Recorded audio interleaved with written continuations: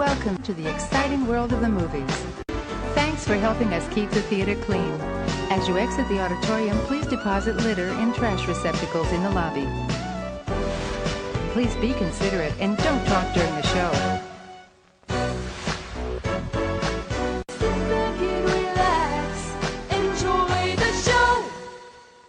Happy Halloween and welcome to the movie graveyard. As always, the usual caretaker of the graveyard, the Goat, is here, and I'm joined on this spooky All Hallows Eve by Trev 3K, the man who is keeping this graveyard going. He's digging up these corpses left and right. He's picked actually both Halloween movies this year, and I have to say, I think he did a great job, getting some gems from the 80s especially, really going back to our 80s roots, so I appreciate that as well. Trev, how are you doing, and why don't you tell these fine boys and ghouls what movie we'll be watching tonight? This is great. This is Halloween. This is Halloween. This time we will well, I should have done we're going to the old school. We should have done the Marilyn Manson cover for to be a little edgier. In this town. But no, my favorite. Without a doubt, my favorite time of the year. So thank you for inviting me to the graveyard twice this month. We're always working in a graveyard here, but obviously this is the extra spooky time of year. So I picked two very not overall spooky movies, I guess. But that said, still this second go around, I wanted to pick a favorite of mine. It's not just that this film. It's not just that the movie I think is very appropriate for Halloween, although I think it is, but just obviously the persona that we'll talk a lot about tonight, this is based on, is of course one of the stalwart Halloween traditions, and that is Elvira, Mistress of the Dark, and we'll be watching the movie of the same name, the attempt to make this character, who a lot of our younger listeners might not know, this character was just a phenomenon in the 80s. Like, you really couldn't get away from Elvira, and this was the attempt to make her into a movie star, and we'll talk about why maybe that didn't happen and things like that. But this has definitely become a cult favorite, I believe, and I'm part of that cult, and so I'm glad to get a chance to talk about it today. Yeah, in the 1980s, whenever Halloween time would roll around, you couldn't swing a boner without hitting an Elvira Coors Light advertisement at the grocery store. And obviously, if you were looking at Elvira, that's probably what you were doing, too, was swinging a boner around. So. Exactly. So without delay, we will go ahead and get started here. This film, as of this recording, is only available on DVD. For our listeners across the pond soon, yes, you will be able to join us with the fancy new Blu-ray that Arrow is putting out. Exactly. So far, they've only announced a Region B version of it, but we'll see what happens with American rights at some point. And we will be definitely swinging our importing boners when that is released as well, because we are region free. Yes, we are. And this is just to throw out some stats. This is from 1988, I believe, is the year. Am I correct on this? I thought it was 89, but I think maybe you're right. When IMDb has it listed as 88, so yeah, I just want to throw that out there. So imagine a young 8-year-old Trevor Snyder watching this and having all kinds of developing feelings. Yeah, definitely. This was like your. I don't know if I should go. No, I think it's interesting. I don't know. We're not too apart in age. I think Elvira was a very crucial figure in me having a sexual awakening. Sure. She was definitely our Asia Argento of the time. So. Well, I mean, I wish. Right, but you're right. 1988. I don't know why I had 89 in my head, but yeah. Without further ado, we are rolling off the DVDs. Here's some sync instructions if you want to follow along with us at home. We have the Anchor Bay DVD. There's a beginning. There's like a weird, lame, Phantasm-inspired advertisement for Chase Digital Stereo. Just go ahead and go past that and get into the actual movie here. This was a New World Pictures movie, so the New World Pictures iconic logo, which I gotta say, I think maybe is, at this point, one of my favorite, if not my favorite, movie logos. But, yeah, that's going to be coming on with those red slats. We have it paused actually at the 2-second mark because our remote control trigger fingers were not fast enough to get it at the 1-second mark. Yeah, so 2 seconds. Getting old. Yeah, exactly, we are. So 2-second mark here. I'm going to say 1, 2, 3, go. And when I say go, please hit play on your DVD player remotes or Blu-ray players or Ultra 4K players, or you could even rock all the way back to a PS2 on this because this is standard definition DVD. All right, everybody. 1, 2, 3, go. All right, we are rolling. Boo! I'm getting blinded by them white flashes coming out from Yeah, watching this on my 7-inch monitor here. This is blowing my mind. And it's got the nice wobble that we like, too. I do. I was just thinking that, like, oh, there it is. There's the wobble. Yeah. Yeah, if I ever start, like, a production company and make independent films or whatever, I'm definitely going to see if I can get somebody to CGI animate me a logo with a wobble in it like that. And what's this? I think I have the wrong DVD because suddenly we're in the 1950s movie graveyard here. We got some. So we start this with some footage from a Roger Corman classic, It Conquered the World. There's something interesting going on here, though, Goat. I don't know if you noticed this when you were watching this last night. This is the footage of It Conquered the World, but I'm pretty sure the soundtrack is, like, not the actual soundtrack. In fact, in a moment here we have some dialogue, and it's so not the original actors. They're, like, dubbing in new voices, and I was just kind of confused by that. If they got the rights to use the movie, why did they have to do a new dialogue and soundtrack? I honestly took it to be just to be for comedic effect or whatever. Yeah, maybe. Nice enough, though, we get Dick Miller in this movie. Yeah, young Dick Miller. Like, he looks like a young Tom Holland there. He's so young and fresh right there. We missed a day where Dick Miller could have been Spider-Man. Mm-hmm. We did. Even Stan Lee missed that day, because I think... Well, who was it? Was it Kirby and Stan Lee invented Spider-Man? Yeah. No, Ditko. Sorry, Ditko. Yeah, that's right, Ditko. Ditko and Stan Lee. If they would have invented him 10 years earlier and made a movie simultaneously, they could have. Mm-hmm. So yeah, we're set up with the conceit of the horror host here. For those keeping track at home, it took about a minute 45 seconds before we got our first boob joke. Exactly. There's going to be a couple more to come. I don't want to spoil it, but there's a couple more in this movie. And I mean, like, yeah, there's about 2 or 3 dozen boob jokes in this movie. So, you know, when you sit down to watch it, you know, be prepared for that. So this is interesting. So right off the bat, as you said, we're catching Elvira basically on the set of the show that she was hosting at in real life at this time. You know, Elvira's movie Macabre, which is what she was known for. Certainly, it was started as a regional show in L.A. and didn't take too long before it was nationally syndicated, and that's when she kind of started to get more attention. And then, as you said, became a spokesperson for Coors Light, started to make a lot of appearances on like The Tonight Show and various other shows, and just kind of took off. But I thought it was interesting that the choice to make a movie about Elvira, right? Like, I think it's kind of before I get to that, really quickly, do you know who this anchor woman is here? Oh, no, she looks familiar. Who is it? So this is actually Tress MacNeille, who's a very famous voice actor who's known for doing a lot of the voices on like The Simpsons and other kind of really popular cartoons. Wow. I just noticed that on IMDb. But anyways, yeah, like what I was going to say is, so you have this character called Elvira, and we should point out Elvira is obviously a character. So we're talking about Cassandra Peterson here as the actress who portrays her. But it really is one of those things where this was like more kind of an 80s and early 90s phenomenon of characters that were so big that they just kind of eclipsed the performer. And I think of like Elvira and Ernest and Pee-wee, right? Like where it's just like, yeah, you kind of know there's an actor, but everyone just knows the character and just thinks the character is that must be what they are 24/7, right? Yeah, I thought it was interesting. Yeah, and some of them we do. Yeah, in this case, we wish that this decision to do an Elvira movie actually positions her as Elvira the horror hostess, right? And that they didn't do like put her into a horror film with like portray her as a vampire or anything. Like it's like no, it's Elvira as we know her, just this kind of ditzy girl who hosts a horror show. So I thought that was kind of cool and a unique take on it. Well, what I thought was really cool about it, and like obviously I didn't really think about this as a kid or whatever. I was just like, oh yeah, Elvira, like you said, that's her 24/7. But I like that it really peels the onion back. Mm-hmm. Like to be like, showing all the behind the scenes of like her TV gig here. But it doesn't peel it back to the point of, like you said, like it doesn't peel it all the way back to be like, oh, this is Cassandra Peterson playing Elvira. It's like, no, Elvira is a real person. It's a nice mix, actually, because if you want to buy into Elvira as a character beyond Cassandra Peterson, this movie does, like you said, does the best of both worlds, where it shows that she is a horror hostess, but then later on, it does actually give the Elvira character an origin that you can apply and say, okay, so yeah, she is a supernatural character to a certain degree. Yeah. And we should say in the last scene, Elvira definitely was a pioneer of the hashtag #MeToo movement.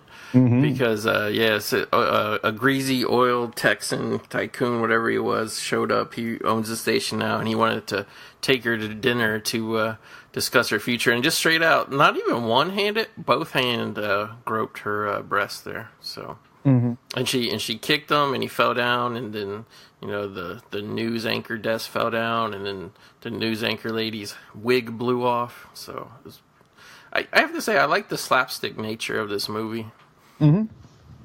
Yeah, this movie, I don't know, it has an interesting reputation. I think the general consensus is it's not a good movie, and I'm not here to defend it in a sense of saying like, oh, everyone's wrong. It's like some misunderstood masterpiece.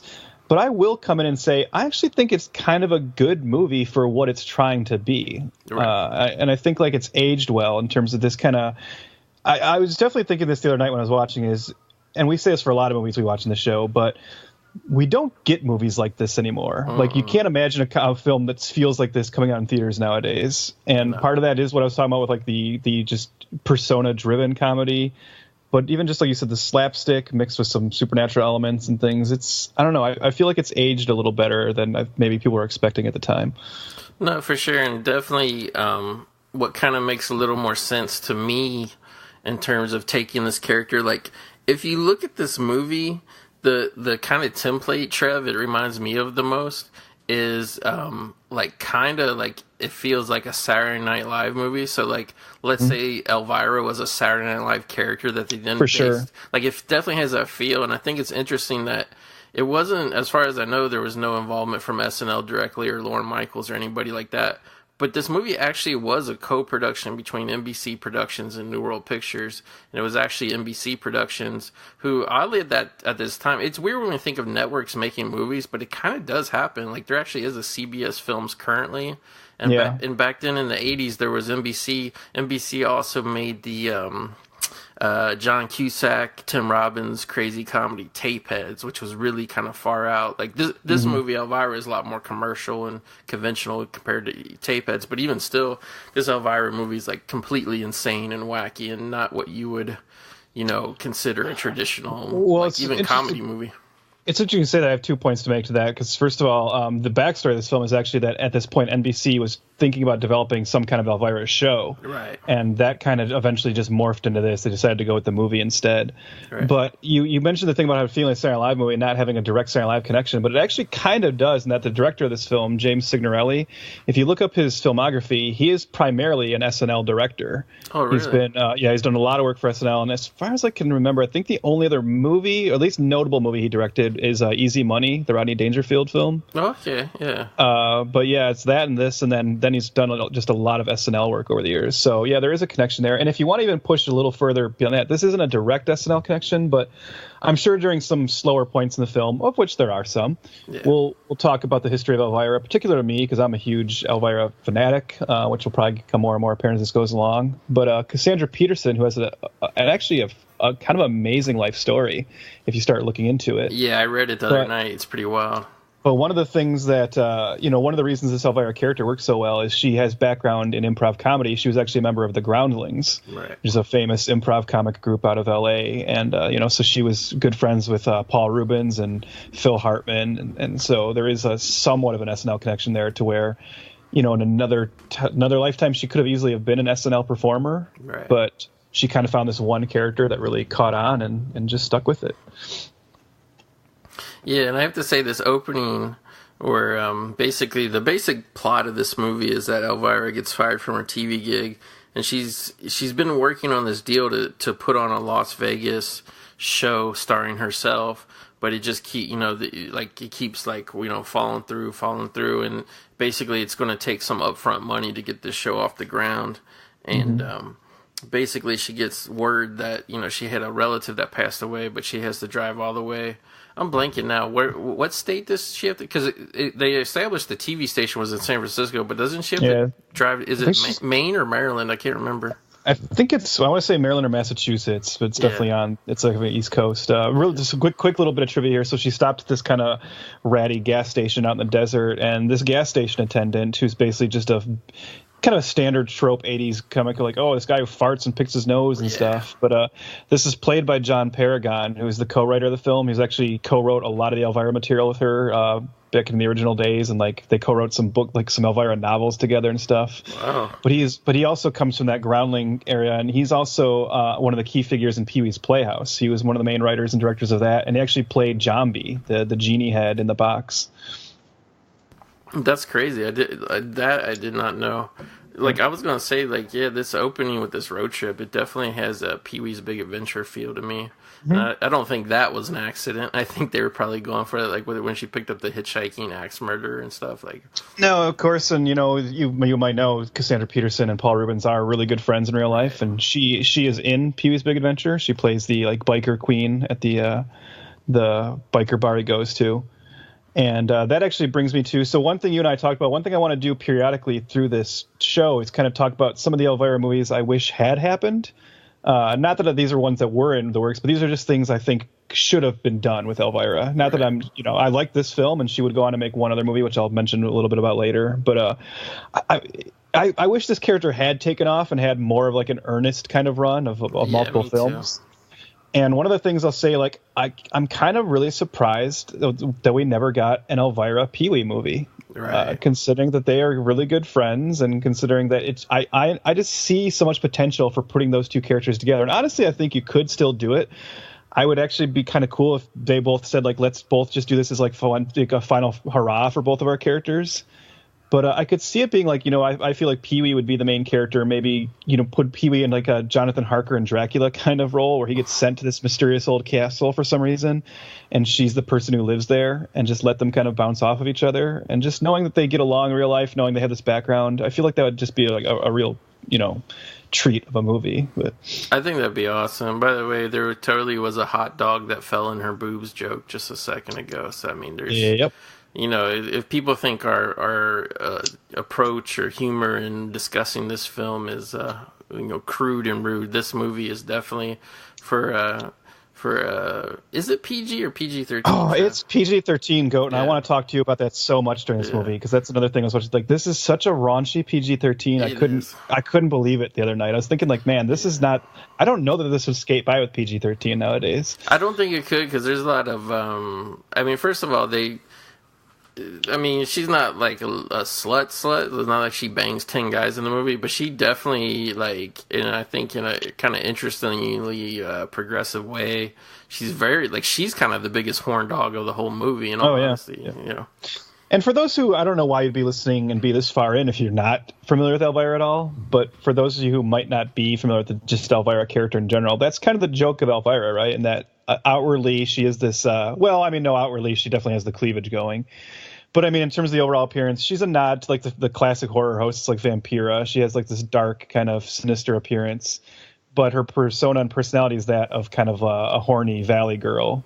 Right. Ditzy and definitely always on the prowl for men. As we see her shamelessly flirting with 15-year-old boys. Exactly. Yeah.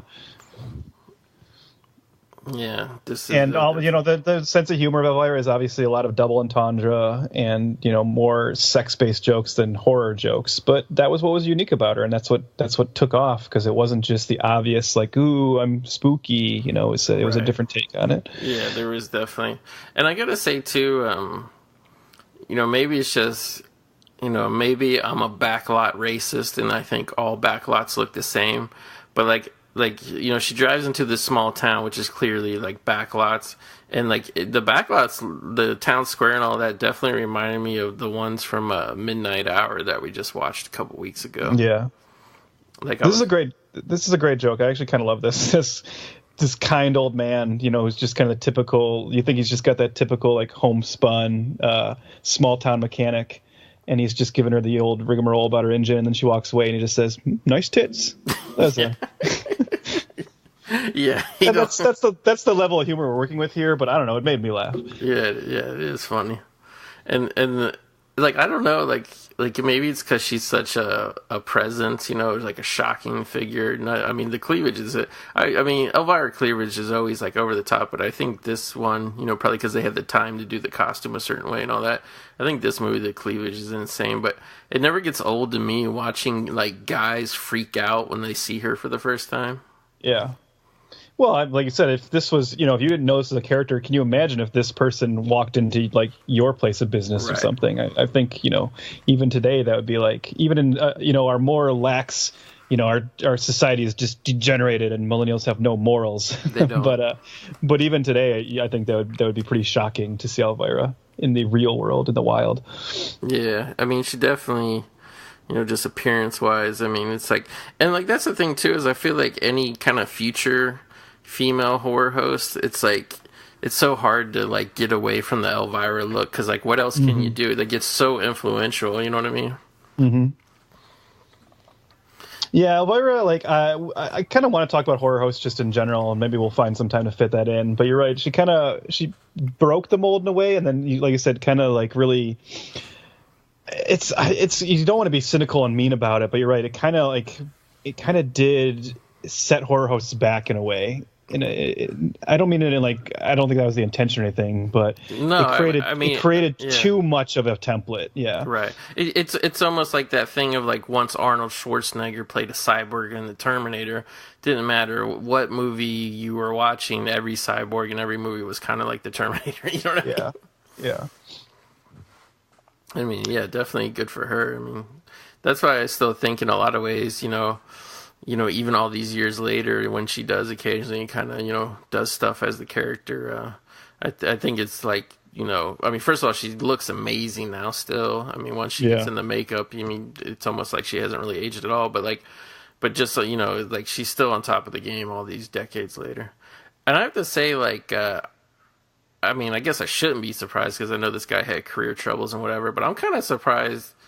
And I know it was because like they had some history together, but like I was surprised that at this point in time, like roughly 10 years after Grease, like Jeff Conaway was resorted to playing like a local yokel thug in such a low budget movie. You know what I mean? It actually looks like he's playing stuntman Mike here. Yeah, he really does. Yeah, and it's kind of funny too because it's like, I mean, obviously the timeline doesn't work out because Grease was supposed to be in the 50s, but I kind of almost could see like this is where Kaneki would have ended up, like say more like in the 70s or something. You know what I mean? Like, yeah, just a small town hood and stuff.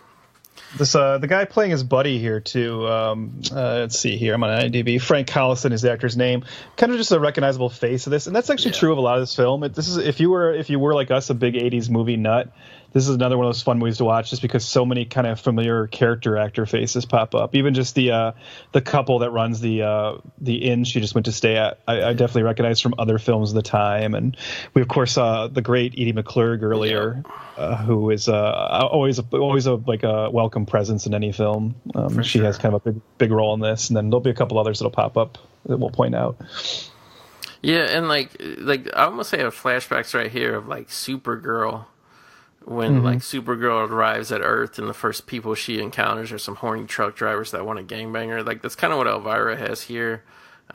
These guys ask for a blowjob and all this. Like they just expect her to be some kind of slut just because she's like some weirdo with a giant chest, Yeah. And I don't know about you, but like maybe this is just like whatever. But like I always thought the little dagger was cool on Elvira's belt, and I like that they set it up, even though it was like a like a prop dagger or whatever. It didn't really hurt the guy. Like I like that they actually set up that it was like a real thing she could take off and use. You know what I mean? Yeah. Not just part of a belt buckle. You mentioned that those guys just assume she's a slut, and we should say in this day and age of like all this, like you said, Me Too and the feminist movement, we should point out how, especially for the time, it's not talked enough. I think about the character. I think it would probably, if Elvira was more of a thing now, you'd hear it discussed more. But like the right kind of sex positive feminist icon, right? In that she is very sexual and she's always looking for sex and talking about it. But you're right. She doesn't just sleep with any man, right? She definitely says no. And it's kind of all about her choice. And I don't know. I think Elvira's a pretty decent role model, actually. I am too. And it's kind of funny that you bring up the whole feminism thing because like I actually like bringing that up with these older movies because I feel like a lot of the younger generation, you know, with everything that's in the headlines, they kind of forget that, like, this has been a thing. Like, this isn't anything new, like, in terms of women standing up and, you know, in terms of media trying to put positive, you know, portrayals and whatever. And whereas I think now it sways a little more towards some movies kind of, like, overcorrect and make every woman in the movie, like, positive. And I think this is probably, like, you know, obviously Cassandra Peterson's involvement in this movie and having a huge hand in the story and whatever. I like the fact that, like, you know, you have her and, like, who she is in the movie and all her ways that we're talking about, you know, and her attitudes towards sex and whatever. And then you also have, like, Edie McClurg, who's, like, the complete uptight, like, you know, church mom and stuff. And then you also have, like, the other character, the kind of, like, stuck in the 50s, prissy, kind of prude girl who, you know, is kind of, like, lording over. So, like, I like that, like, in this movie, like, you have Elvira, who's kind of, like, the individualist weirdo, whatever, but she also has female enemies who are, like, in a lot of ways, like, the females in this movie really kind of represent, like, the I guess the traditional norms of society and the type of people who would judge somebody like Elvira, if, you know. Yeah. Now, one thing that I want to point out about so we have here's our, you know, our love interest of the film, Bob, played by Daniel Green, who in every aspect, all you can really say from him is the representative of the 80s hunk, right? Yeah. Like that's kind of all this guy is.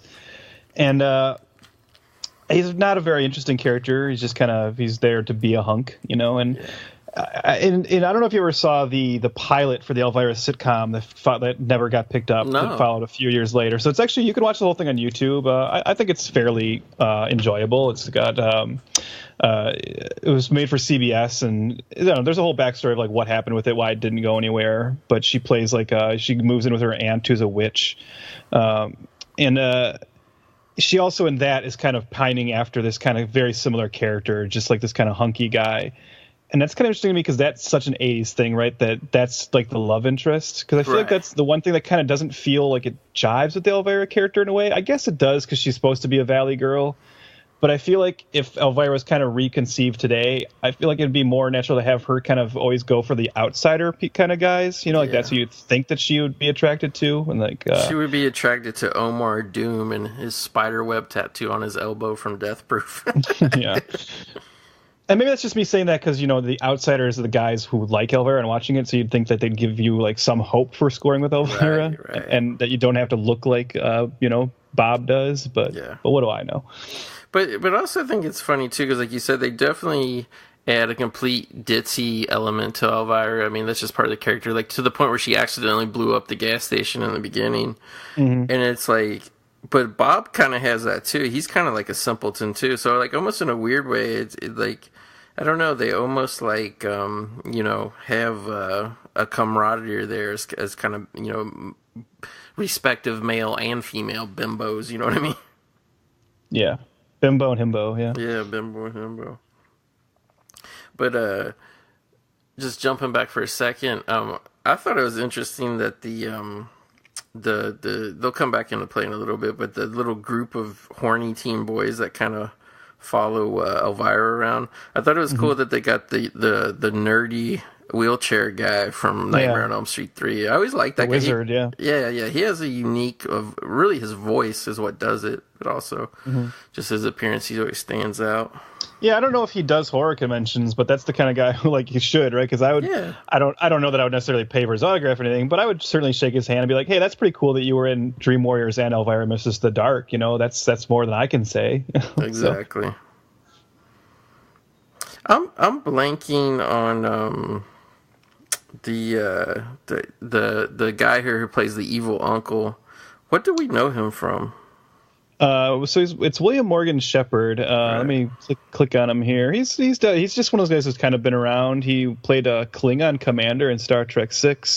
Ooh, he played Captain Witwicky in Transformers. In the flashback sequence. Oh yeah.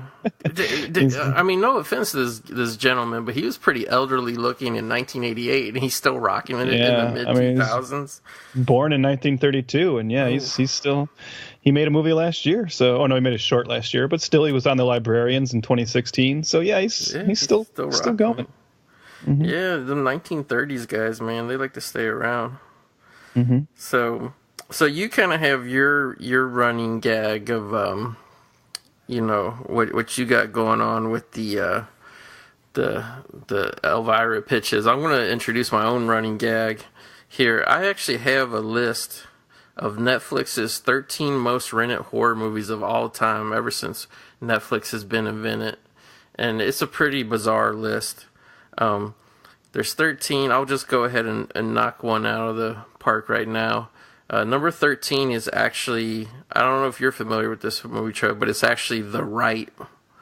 And it's a very, I don't know if it's obscure because it came out like in theaters and stuff, but it was pretty much like not a hit movie.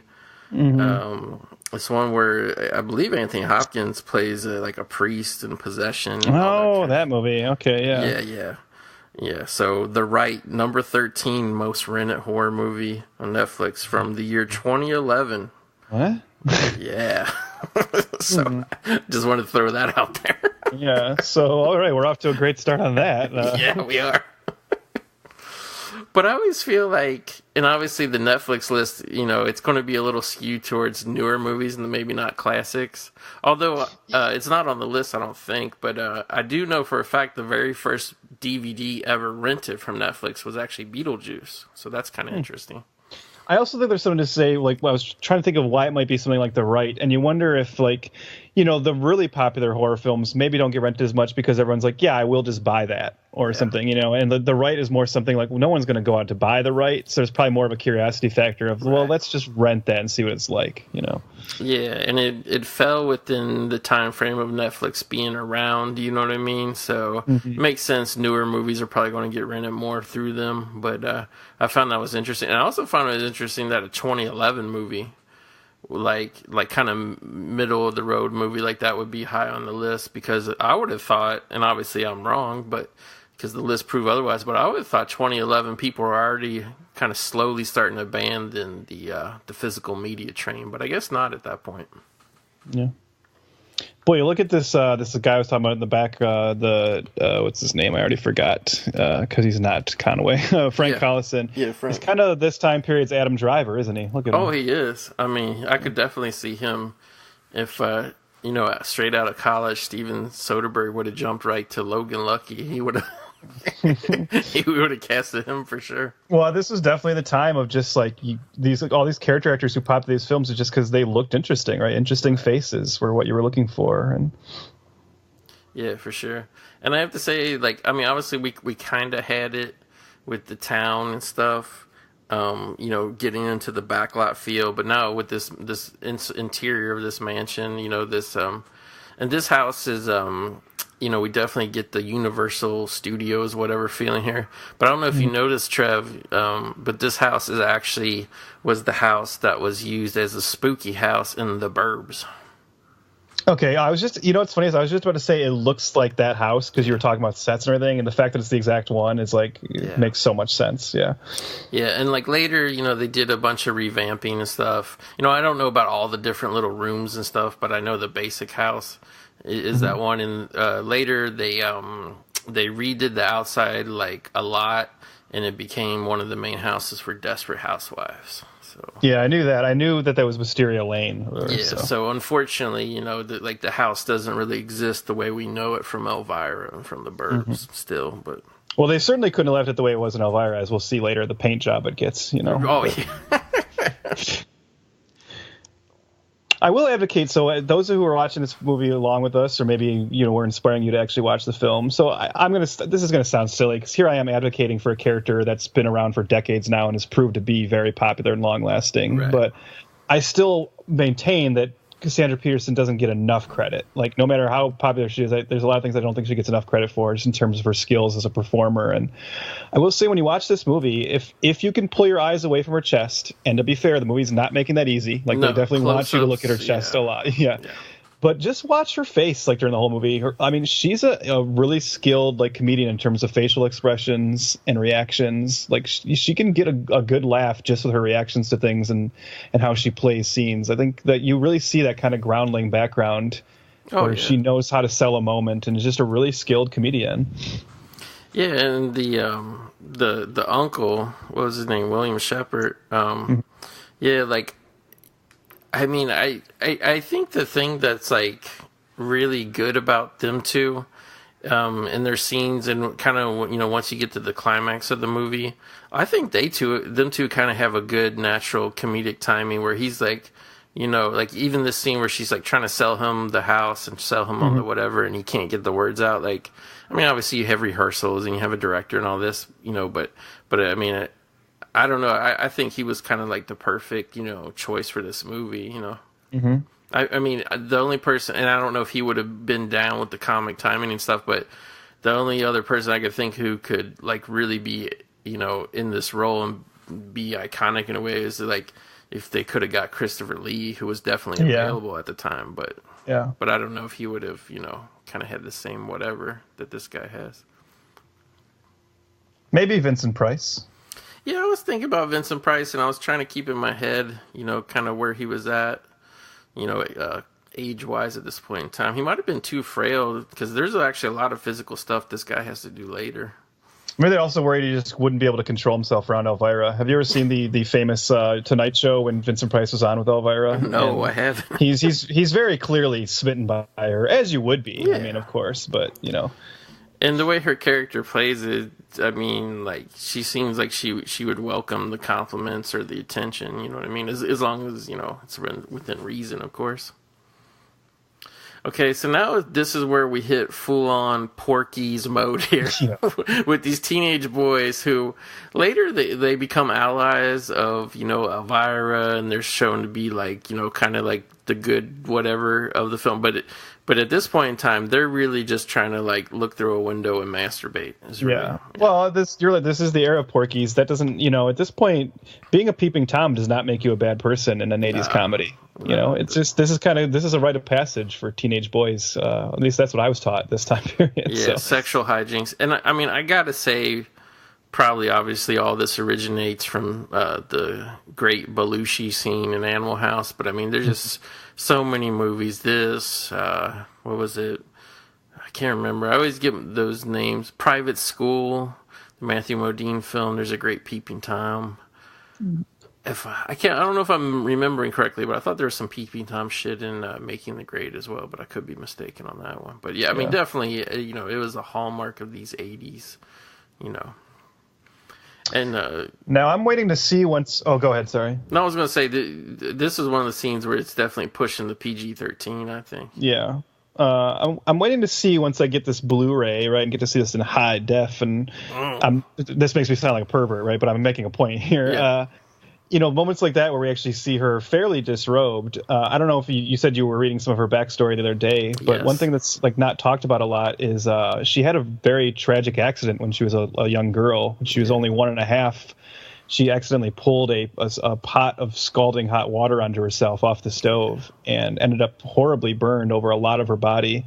And it's something I didn't even realize until like reading about it later, but when she's doing Elvira, sometimes it takes like 2 hours of makeup just to cover the scars. Right. And she said like the costume is kind of designed also to only show like parts of her body that the scars aren't very evident. Yeah. And so I kind of wonder if, you know, like maybe in high def, if you'll, not that I'm like, that's a weird thing to say to look for, but I just wonder, you know, considering that they did have to put that much effort into covering those scars. Although I have seen her say that now, like as she's gotten older, she's just kind of accepted them and she doesn't even try very hard to hide them anymore. But yeah, it's weird because I have to say, like, I've watched interviews with her, you know, out of character or whatever, and I've never noticed it. So, you know, I don't know, just something she's always conscious of and always covering up, or yeah. But I'm actually, in a weird way, I'm kind of like you. I'm kind of curious to see them, and like, it's almost more appropriate for the Elvira character in a weird way. Yeah. I mean, you know.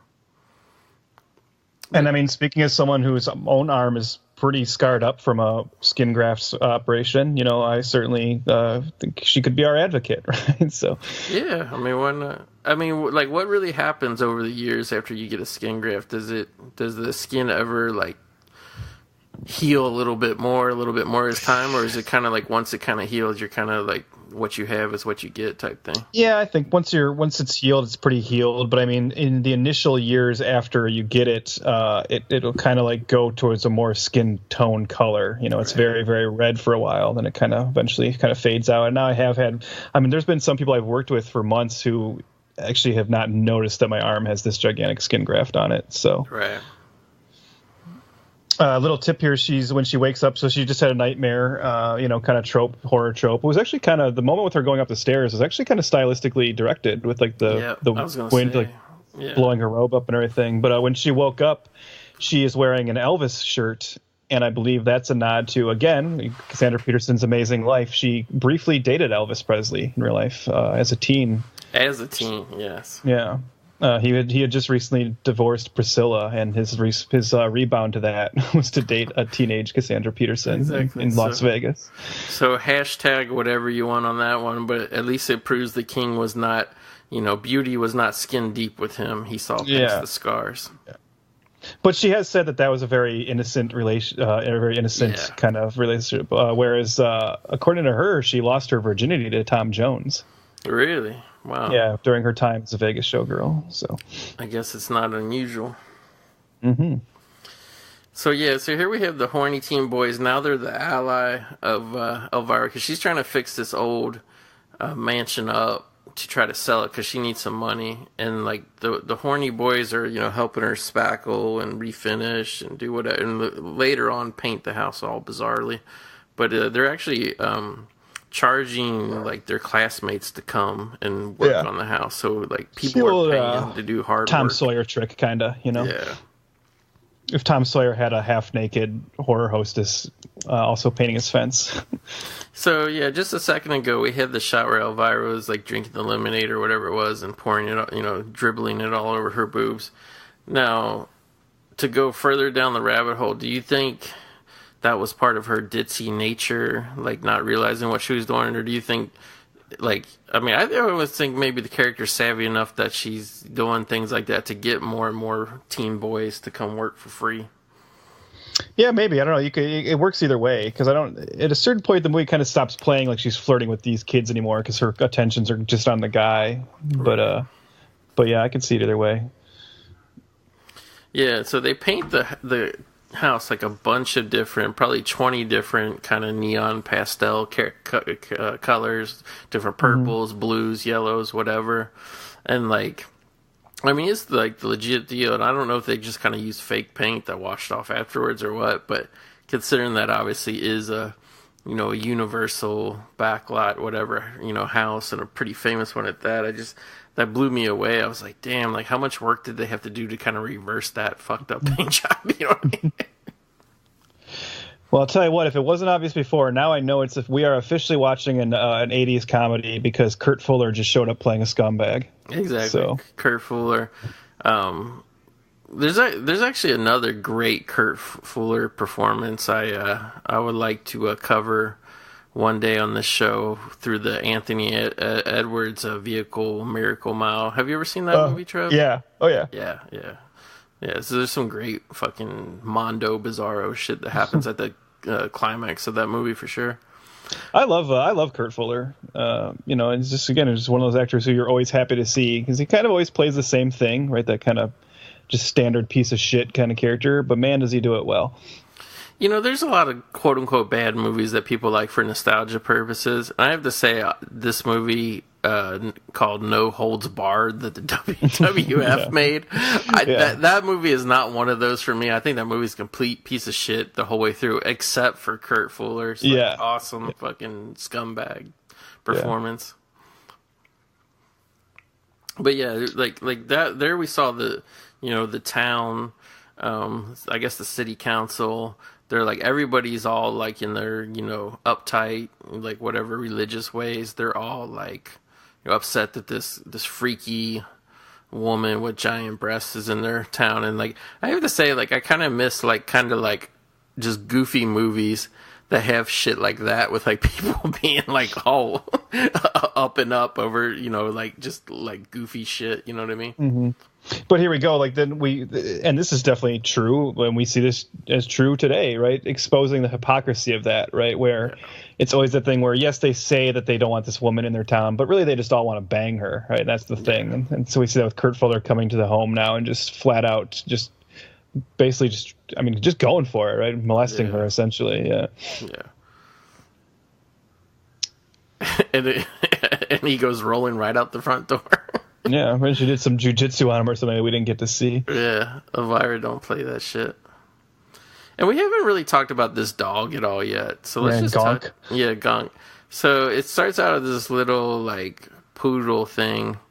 And, of course, Elvira gives it a makeover. It was her grandma's dog. And she shaves him down and then gives him a pink mohawk and all this. And this dog, like, through the first half of this movie, you really don't think much about it, but it becomes a giant plot device. Like, this dog is kind of like the Deus Ex Machina of this movie in a lot of ways. And I don't think the dog, because like I said, this movie seems to be setting a lot of pieces in place for the Elvira character, right? Because if you're going to get the budget to develop something, you might as well use this, you know? And I don't think the dog never really caught on as like a permanent fixture to Elvira. But I will say the car that Elvira has in this became the Elvira Mobile. You know, they made the car for this film, but then she actually was allowed to keep it. Right. And it's certainly something that she would use again in later shows and stuff. You'd see it, you know, she would drive it into in the opening credits or something. Yeah, and it's appeared at conventions with her and things. And I don't blame her for wanting to keep it. It is a pretty bitchin' car. Yeah, for sure. And yeah, I mean, there's no other use for it. So I'm going to bust out number 12 on the list of Netflix. And this one actually does not surprise me whatsoever, because I could see a lot of people, you know, there's a big whatever stir on this movie, and it actually came to video pretty quick after it was in theaters. But number 12 on the all-time Netflix list is Paranormal Activity. Oh, yeah. That makes sense. Definitely see that. Not a favorite of mine, but I get why it is the phenomenon it is. But not one of my favorites. Nope. So, yeah, and I almost feel like, you know, if we're going to be slightly critical of this movie, and it's not a slam because it's a fun movie trying to be fun, but like we had the montage of her trying to find a job to get money and stuff, and like I feel like kind of the big kind of first half of this movie is like kind of spinning in its wheels a little bit, and like you know, we're finally like, you know, these two idiot imbeciles that are working for the evil uncle. They're at this house trying to find this evil book. And even though that, like, is totally the plot, is her evil uncle trying to get this magic book that belonged to her grandma or aunt or whatever, like, I feel like storytelling-wise, it's totally downplayed in the first kind of half of the movie. Like, did you get that feeling watching it, or...? Yeah, I know what you mean. It's definitely... this is where what you said about it being an SNL film was kind of so accurate, right? Because... a lot of the first part of the movie really is like, you get the feeling that they're like, wow, someone gave us money to make an Elvira movie. Let's just like think of funny situations we can put Elvira in. Right. And that can be done well, right? Like you look at something like Pee-wee's Big Adventure, which, you know, systematically there's this overriding thing about him looking for his bike, but really it's just him getting in different adventures. But I think maybe the problem here with this is, and again, like I said, I enjoy the movie, but it's not a road trip, right? So maybe it would have been better if it was a road trip and you could put her in different things in different places. It might have worked a little better than having her just stuck in this one town. And it's kind of the same idea over and over of her interacting with very conservative people. And so, yeah, it gets to be like, yeah, okay, we get it. But here's one of the better jokes in the movie, and this one is actually often done as a GIF I've seen where... So he drops... so Bob is working... He owns a theater, and he's putting up the matinee letters, and he drops them on her head. He comes down, he says, "How's your head?" And she says, "Well, I haven't gotten any complaints yet." And again, that's kind of a typical Elvira joke for sure. Exactly.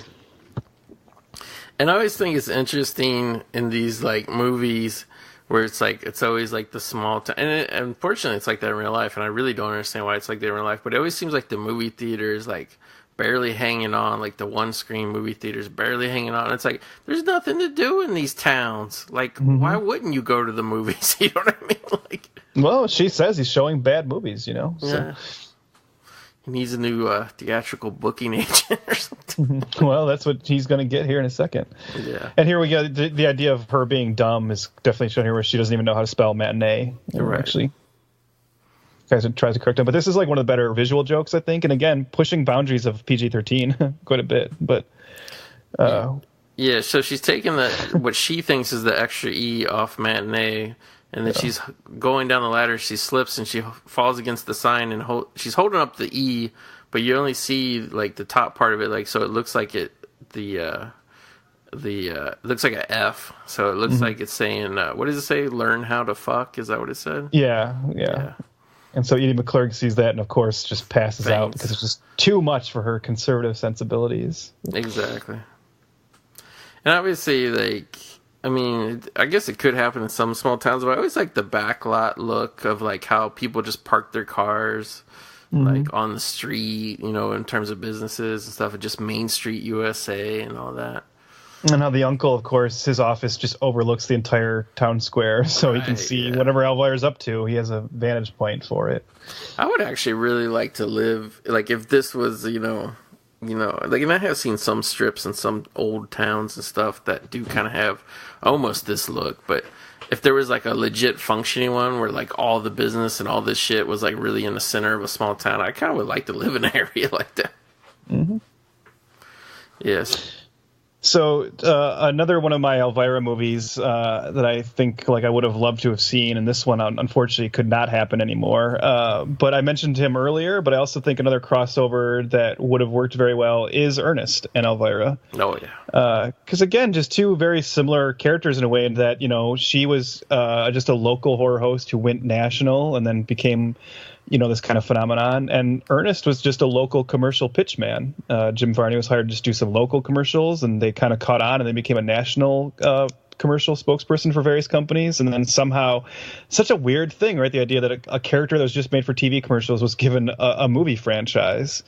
But I think you and I have talked before about how we actually kind of appreciate Ernest. Yeah, big time. It was very, very in vogue to mock Ernest films back in the day. But I mean, you go back and there's just like a nice, simple innocence to them, and he's a fun character for kids, I think. And again, I could easily see those two characters kind of, you know, interacting, and so I think it's a shame that they didn't try a little harder to match Ernest up with other characters, and rather than just give him his own things to do always. See, that was the problem, Trev. Back in 1988, they weren't thinking about cinematic universes enough. Exactly, yeah. Maybe if this current fucked up way of movie making thinking was, you know, alive back then, we could have had these great crossovers. Mm-hmm. So here we have Elvira trying to get the kids of the town to come to Bob's movie theater, where she's going to host a screening, basically play, you know, like a live in-person horror host. Mm-hmm. And the kids, like, they're all bummed because all their this is almost like a Footloose situation, wouldn't you say? Where like basically the parents mandate that you know, instead of dancing, they can't hang out with Elvira and her big boobs anymore because it's too immoral. Yeah. Because the dads just don't want to have competition, probably. Yeah, that's what I'm assuming. But ironically enough, like a lot of like the young teen girls really seem to look up to Elvira as well. So, and I think it's that thing of like the outsider or the individual, you know, type personality in the conformist small town. I think that's what they're. Well, yeah, as I said, they see her as like a representative of freedom, right? Like what exists outside of this sad town that we're just stuck in. Yeah. It's got a kind of a son-in-law vibe to it. Yeah, it really does. Like, son-in-law is like everybody had problems in a small farming town until Pauly Shore showed up. Yeah, and once he taught them how to, like, you know, how to do the wheeze or whatever. Yeah, you know. wheezing the juice. Yeah. Hey, buddy. Munch. All they needed was to learn to know that you don't call it eating, you call it munching on grindage. Yeah, munch that grindage. Yeah, I don't know. Like when you watch Son-in-Law in this day and age, it kind of has a creepy vibe of like this guy who's been in college for 10 years hitting on this freshman girl the second she shows up in the dorm. So This is a pretty funny speech she actually gives here, where she's talking about what's going to happen to her, and just some like, again, it's simple comedy. But when she says, just when people ask about me, just sum up with 2 words, any 2 words as long as they're good. Just like simple jokes like that. I like. Yeah. And I have to say, except for like the one kid who kind of has bags under his eyes, like I think they actually did a pretty good job of like getting actors who either were teens or at least look like teens for this movie. Yeah. Like the main female looks young, the wizard guy from Nightmare on Elm Street looks young. Yeah, there you have the what's her name, the prude watcher. Patty. Yeah. So real quick before we jump on to some more hot Elvira talk, number 11 on the Netflix all-time horror Rent It List is 28 weeks later, not days, weeks later. I found that one surprising. I actually prefer 28 Weeks Later. I don't know where you fall on that, but I actually like that a little bit more than 28 Days Later. I'm not even ready to say it's necessarily a better film. I think it's just a little bit more propulsive and rewatchable because it's just a little bit more of a just standard action kind of a bit. But it's hard for me to say just because at the time that 28 Days Later came out, I was huge fan. Saw it in theaters, bought the DVD right away, watched the shit out of it. So it was almost by the time the sequel came out, I was so attached to the original. Mm-hmm. It was hard for it to compete with me, the original. But I will say, after buying the Blu-rays, because I only owned the first one on DVD for years and years, and then I bought the Blu-ray double pack, I have to say, it's kind of hard watching the original one now because it looks so damn shitty. Yeah. Like, I don't have a problem with standard def, and I actually had a camera that was one of the cameras they shot that movie with, so I know what footage looks like from that camera, and that's not how that movie looks. They fucked it up in post intentionally to try to give it a whatever look, and it's I was gonna say I even think like 28 Days Later is one of those films that is not really benefited by being put in a high def. Like, it really highlights the rough. Well, it really looks the same as the DVD, I gotta say. It really looks like just the same standard def shittiness, Yeah. But no, like, I think the sequel, and I've only seen it once or twice, but I think the stuff that, especially with the way they portray the Robert Carlyle character throughout the film, I think it's actually like an underrated movie and would be more of a zombie, a contemporary zombie favorite if it wasn't a sequel, if it was like, just, whatever, a movie that came out during that modern zombie craze, I think the sequel name actually kind of hurts its legacy more than it helps. Now, this is interesting. I definitely wanted to point this out, Goat, and I don't think you're going to be surprised that I wanted to draw attention to this. So, my favorite TV show of all time is Mystery Science Theater 3000. Yep.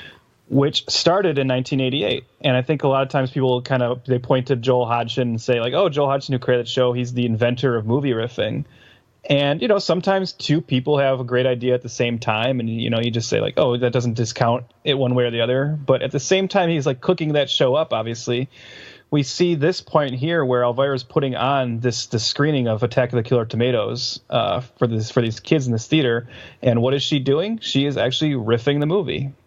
Right. And it's just flat out like she's doing what riff tracks and what MST does today. And it's not, and that's not, you might say, well, yeah, that's what a horror host does, but not exactly. Like, yeah, Zachary would occasionally insert himself into a scene here and there. But I mean, typically the role of a horror host is to come on during the commercial breaks. And even when you go see horror hosts do live presentations of films, they'll introduce the film, then stop the film a couple times and come out and do some skits, I think. But the idea of her actually standing on stage the entire movie and making fun of it is just kind of unique. Because I was like, oh wow, look, this is kind of like a preceding that whole MST riffing vibe. So exactly. Now, by the way, I do want to say to Elvira, Elvira, I love you, but why you think this is an appropriate stage show for an audience of teenagers? I know. We might need to have a discussion about this. She basically does a bouncy boob rendition of Flashdance. You know what I mean? And obviously we have a dance double here for a lot of these moves, but still. I love the triple repeated shot there. Yeah. But yeah. What do you think it is And I remember it as being an iconic movie and stuff, but what do you think it is that Flashdance is still referenced to this day, Trev? Isn't it kind of strike you as kind of odd? It's that thing too where it's just that shot that's referenced, right? You can't find anyone nowadays to tell you what Flashdance is about, or like, most people won't even remember Jennifer Beals' name. But yeah. Yeah, so obviously she was supposed to pull the bucket and have the water splash on her, just like Jennifer Beals and Flashdance, but instead she got tarred and feathered by the prude ass. I keep forgetting her name. What is it, Patty? Patty, yeah. I'm actually surprised they didn't go the blood route as like a Carrie reference. Right. But yeah, the secret show that they just had, because they put on the marquee that it was closed, so nobody knew about it, but Patty did overhear the kids and everything at the bowling alley. So, but that's why I kind of question, like, what was the point? Like, she was so excited to put that show on, and you kind of wonder, like, what was the point? Did the kids have to pay to get in? Like, was that supposed to save his theater? Was it supposed to give her some money? I think so. I think it was like even though it's not really explicitly like whatever explained, I think it definitely was like help you, help me, whatever. Mm-hmm.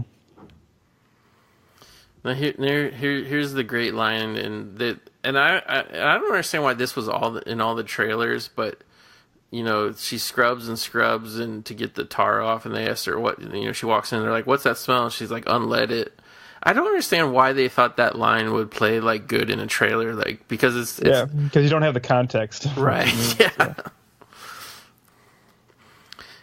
I like how Elvira here instantly tries to get these kids to go home so she can bang Bob. Mm-hmm. And then, like, there's like, so she's sitting right next to Bob here. Oh, she's drinking beer. What a great brand. And then hard cut here, and then look, they're just suddenly completely apart on the couch. It seems like something went horribly wrong at some point during that movie. Yeah, Bob really is just. At first, he kind of play it like. I think he definitely likes Elvira for sure, but they play it almost like at first like he's clueless to her advances, but by this point in the movie, it's almost like he's afraid. Yeah. It's like Bob is almost like, the 37-year-old virgin or whatever. Yeah, because it's pretty made clear if Elvira has a thing for you don't have to work hard at it. No. Like you're in. So yeah. Yeah, this is where she finally finds the book in the crack of the couch. So, like, let me do a quick timer count. We are 56 minutes into an hour and 36-minute movie, and Elvira finally has just now come upon what will be, like, the main plot point of the movie, basically. And even then, it's unwittingly. She still doesn't really understand what it is or its importance, so. Yeah. But I have to say, really. I mean, to be fairly. No, I was just going to say, from this point on is where, what I was saying before is where I feel like we finally start to get into the real meat of the movie and the plot and, Well, yeah, and I was going to say, and I don't even mean this as a negative thing, because I think you and I would agree that it's what leads to the charm of a lot of the films we like. But that's kind of what happens when you ask people who've never written a movie before to write a movie, Like, so here's these people who are used to writing this character for skits on a TV show, and then you go, hey, here's a budget, make a 3-act structure now, and they kind of come up with something like this. And then you look at something like another film I believe you and I will eventually cover, David Byrne's True Stories, where it's just like, hey, do you know how to make a movie? No? Well, go make one anyways, And sometimes that ends up with, the plot isn't what you'd typically call a very effective, Sid Field 3-act structure or anything. But you still get some interesting stuff coming out of it. And I mean, when you are being entertained by comedy, and I would argue that the comedic efforts of this film are pretty, they're pretty enjoyable. They're pretty, even laugh out loud funny sometimes. But, like, I kind of feel like you want to at least kind of feel like you're early on, or especially towards the midpoint of the movie, you kind of want to feel more like, even if you don't know exactly where it's going, you want to feel like there is a direction, or you're in good hands with the storytelling. And this movie, like, that's really my only criticism at all, is like, it takes so long to get, not necessarily that it takes so long to get to the meat of the plot, but it gets so long to let you even know that there's really a meat of a plot. You know what I mean? Mm-hmm. Speaking of meat, that's about as disgusting of a dish as I've ever seen. I'm not kidding you. Like, when I was watching this the other night, especially on watching on a big TV, and you just see that close up of that nasty festering pot. You're kind of just like, whoa. And the steam is coming out, and she tries to make it look a little better by putting cheese whiz on it, and that actually kind of made it even grosser to me. Yeah, although I was just thinking too, like cheese whiz is such an '80s thing, right? Yeah. Like whenever I see cheese whiz, I think of like, oh, we must be watching like an '80s movie. Not that cheese whiz isn't around anymore, but I feel like cheese whiz had a moment in the '80s for sure. Yeah. And I thought it was interesting, those chips that she had. I was surprised how modern that chip bag looked, because like whenever you buy like kettle chips and shit, they look still it kind of looked like that. Yeah, yeah, it looked just like that type of bag. Now this is obviously a great trailer shot, and that's another reason this being so focused in the trailer is why I thought there was going to be magical shenanigans like all over this movie. But when you see it, it really is, for the third act pretty much. But she goes to, serve the pot of stuff. And now keep in mind, when she was cooking this, the ingredients were like live worms and shit. So, I mean, she knew, Yeah. This is pretty... But here we have I'm just guessing, I'm going to go and say this is pretty much like just a straight up hand puppet, wouldn't you? Yeah. Oh, yeah, for sure. But it's really good. I mean, it's articulated. And of course, I have a vague memory. Don't hold this against me, listeners, because keep in mind, I would have been either 7 or 8 when this was coming out. But I have a vague memory of finding this kind of scary as a little kid, actually. Yeah, it's definitely in the Gremlins like camp of like trying to control this thing. I was impressed here. Like obviously, when it was on the table, I'm sure there was a guy with a hole in the table. But when you actually saw them dump it out into the thing, and you saw the full thing came out, and it looked like it was moving while it came out. It wasn't like just a stiff puppet that they dumped into the sink, So like I was actually pleasantly impressed there. And I gotta say that, thankfully we do have, even though it will be Region B and we'll have to import it and all that kind of stuff, I have to say this DVD, for as damn ancient as it is, I thought it was going to look way worse than it did when I watched it. It actually, as a 15-year-old DVD transfer, it actually isn't that terrible. Yeah, that's all right. I've definitely seen way worse. So here, Gonk the dog steals the book, and they have to chase him or her. I'm not sure if it's a boy or girl up the stairs. I think they, because like the stuff was good, that dream sequence where she went up the stairs and all that. I think they could have done a little bit more actually with this house. Now that I think about it, Trev, I think you could have made this a little more focused, because there's so many backlot small town hijinks and all that kind of shit. I think you could have almost done this a little more in the style of House, the William Cat film. Yeah. It would have been like interesting to make it like, because I mean we, no spoilers. I'm assuming anybody listening to the show has seen this movie. But I mean, this movie goes full on demonic magic, everything in the third act, and I don't think it would have really hurt it to have more of like, kind of how she had that dream sequence. I don't think it would have hurt to have more spooky stuff. I think you could have played that, and they totally don't really like address it at all. But I think you could have played like this horror hostess running into real evil, real magic. Like I think you could have got a little more mileage out of that, comedically, dramatically, whatever. I think it would have been a little more of an interesting wrinkle than just... Yeah, I just wonder if that was it just a budgetary concern for them, or was it that, at the end of the day when they were making their first movie with this character, that they were just going to default on her more comedic background than the horror aspect of it? Yeah.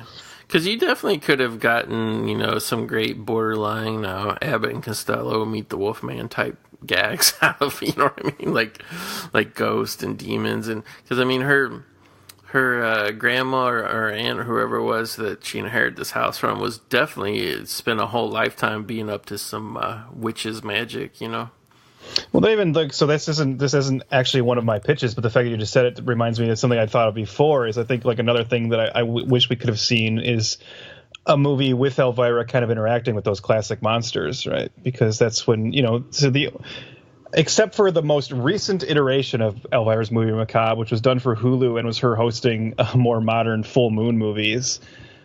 Typically, whenever she's resurrected the show and brought it back, it's always been her hosting old horror films, and obviously there's a reason for that. Horror hosts usually deal with those because they're public domain. But I mean, I've also read interviews with Cassandra Peterson where she talks about she's not a fan of gore. She's not a fan of like modern horror films. She likes the old school horror films. That's what she actually likes to host because that's what she prefers. And I think the Elvira character, it would be fun to see that character interact with Dracula and Frankenstein's monster and the Wolfman, and just to kind of put her in that position. I'm sure she would make a joke out of putting her in that position, but I don't have her here to punch up my material. So exactly. But yeah, I think that'd be a fun one too, to kind of have her interact in that. Because like you're right, it's cool they gave her like this original story here with witches and warlocks, but I think maybe they missed the opportunity to give her like a more traditional horror setting. Yeah. And they will say that's what they kind of attempted with the second Elvira film that came years later, and I don't know if you saw that. It definitely flew way more under the radar. I think I never straight saw to video. it. Yeah. Elvira's Haunted Hills, so I own it, and I'm like I said, I'm a huge Elvira nut, and I kind of enjoy it. It's that one is trying to take Elvira and put her into a Hammer kind of setting, like a gothic, old school. It's a period piece, and it's putting her back in the day and like the old misty castles and everything. It's most notable for the kind of villain in that is played by Richard O'Brien of Rocky Horror Picture Show, who has a presence I always like as well. But that one I think is definitely for Elvira completists only. I think you could show this film to someone who doesn't care that much about the character and they could get some enjoyment out of it. But I think Elvira's Haunted Hills you're only going to like if you are a dyed-in-the-wool, Elvira supporter already. So. Yeah, I did read about that movie briefly and see it on the list. Roughly how many years after this did that come out?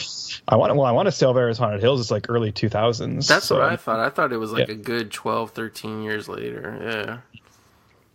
And it's not like a sequel or anything, because like I said, it's 2001. It's like I said, that's why I'm pitching these other, well, not pitching because no one's going to listen to me, but it's why I'm saying that they missed an opportunity, because it's doing what they should have done with this character. If it is that Ernest or Medea idea of like take this character and put them in different scenarios, but don't have them be direct sequels to one another. Right. Yeah, there we had the flashback to her being dropped off of the orphanage of when she was young, and this magic ring that she's always had, and we find out later that the dog that dropped her off was actually Gonk. I guess he's just an eternal, not even a dog, because later he'll turn into a rat. We'll get to that, but yeah. But here we have the morality picnic, and now that Elvira has, can cast spells and specifically make food that has spells in it, we get some more hijinks, and I guess it's important to the plot to get the townspeople to embarrass themselves here. But this is just more hijinks, and this is where I really was like, damn, this is PG-13. This gets into some, it's cleaned up, don't get me wrong, but just the concept behind it is pretty damn raunchy, I think. Yeah, Edie McClurg flat out sits on a guy's face. Right. So. You see it pretty much happen too. Fully clothed, but the Tic Tac pie, that was gross. Yeah. Some old lady made basically a chocolate cream pie and topped it with Tic Tacs. I don't think we even mentioned that the name of the town even is Falwell, which is of course a reference to Jerry Falwell. Yeah. So yeah, definitely. So since we're running out of Elvira room here, and I'm going to stick it up a notch, I have another shocking entry on the Netflix most rented horror list, Trev. Sure, go for it. Clocking in at number 10, The Haunting in Connecticut. God. This is okay, the list is going to get a little better here in the next couple entries, but yeah, that was another shocker on the list for me. Mm-hmm. Didn't that spin off like a franchise that was like different locations? Haunting in Georgia and all this shit. Okay, yeah, it did. They were all direct to video. That one, I actually have a weird relationship with that movie. I actually want to see the rest of it. I went to see it in a packed theater, and it was like kind of the bad kind of packed theater, where it was PG-13 movie. It was just a bunch of young people talking. So I actually moved seats like 3 times, and every time I moved, everybody was talking. There was no escape from it. And it was a very quiet movie, which is like, what that's like, Mm-hmm. So I halfway through, I had to go out and just be like, listen, I can't finish watching this movie. Nobody will shut up in here. So I got some passes to come back another time. But eventually I used the passes for some other movie, but I never came back and see it. But I actually legitimately would like to see it, because it has that Kyle Gallner guy who was in a bunch of horror movies, and then I think Virginia Madsen is the mom. It did, from what I saw, and granted, I saw it in a bad experience. It didn't seem very good, but it's just one of those weird curiosities because it's one of the few movies I've walked out of in the theater. Not because it was bad, but I'm just always curious, how it ends or if it's any good. Okay, yeah, here we have Patty and Kurt Fuller, and there's a hot dog and a taco shell gag. Again, this is filthy. So basically, if you haven't seen the movie, it's Elvira's chili that makes everybody horny. It has a horny spell. And I mean, we're talking mostly at this picnic, it's like mostly, I'd say, people ranging age mid to late 40s to early 70s. And pretty much an orgy. And I just couldn't imagine how embarrassing or weird it would be trying to direct this scene for, like, especially the wide shots where all these old people are kind of like groping each other in the background and whatnot. So it's like, thank God that none of the teenagers there ate this chili, apparently, or else we'd have like just teenagers just boning all these old people. Exactly. So I mean, like, this movie's all about showing it or whatever. Like, when I was watching this movie the other day, like, what do you think it is with the Elvira costume that keeps everything in place, that keeps it from popping out? A lot of glue and tape, I'm sure. Yeah, because it's just like, even when she's running full on, there's a lot of movement going on, but thankfully or unthankfully, I should say, no wardrobe malfunctions. Well, yeah, it's just because you were talking earlier about how she still looks amazing today, which she does. I mean, she doesn't put on the costume very often anymore. She's definitely phasing out of it more and more each year, and I think I really think we're seeing the end of Elvira at this time. She quit doing her annual Knott's Berry Farm Halloween show that she was doing every year for a long time, and she's not doing as many conventions in the costume. She appears as Cassandra Peterson more often. And I know, one of the things she's talked about is the reason she wants to kind of stop is she just feels like, well, I'm just getting older, and it doesn't look the same when I'm in that costume. But I think you and I have even talked about this before, I disagree. where not only do I disagree, but I also think at this point she's just like she's naturally beautiful anyways. I think she's earned the right, and I don't think anyone would care to just do a more modest version of the costume anyways. Like just cover it. I mean, I definitely understand a grown woman would not want to be dressing like this all the time. Yeah. So I think like we could accept a different version of Elvira, which is not as cleavage based, and I would just be happy to see the character a little bit more. Ooh, I will say this moment right here is one of the few moments where I kind of felt a little strange, and like my modern day liberal sensibilities kicked in, where this is a little bit of like body shaming humor, right? Big time, huge. Yeah. Talk about politically incorrect and then some.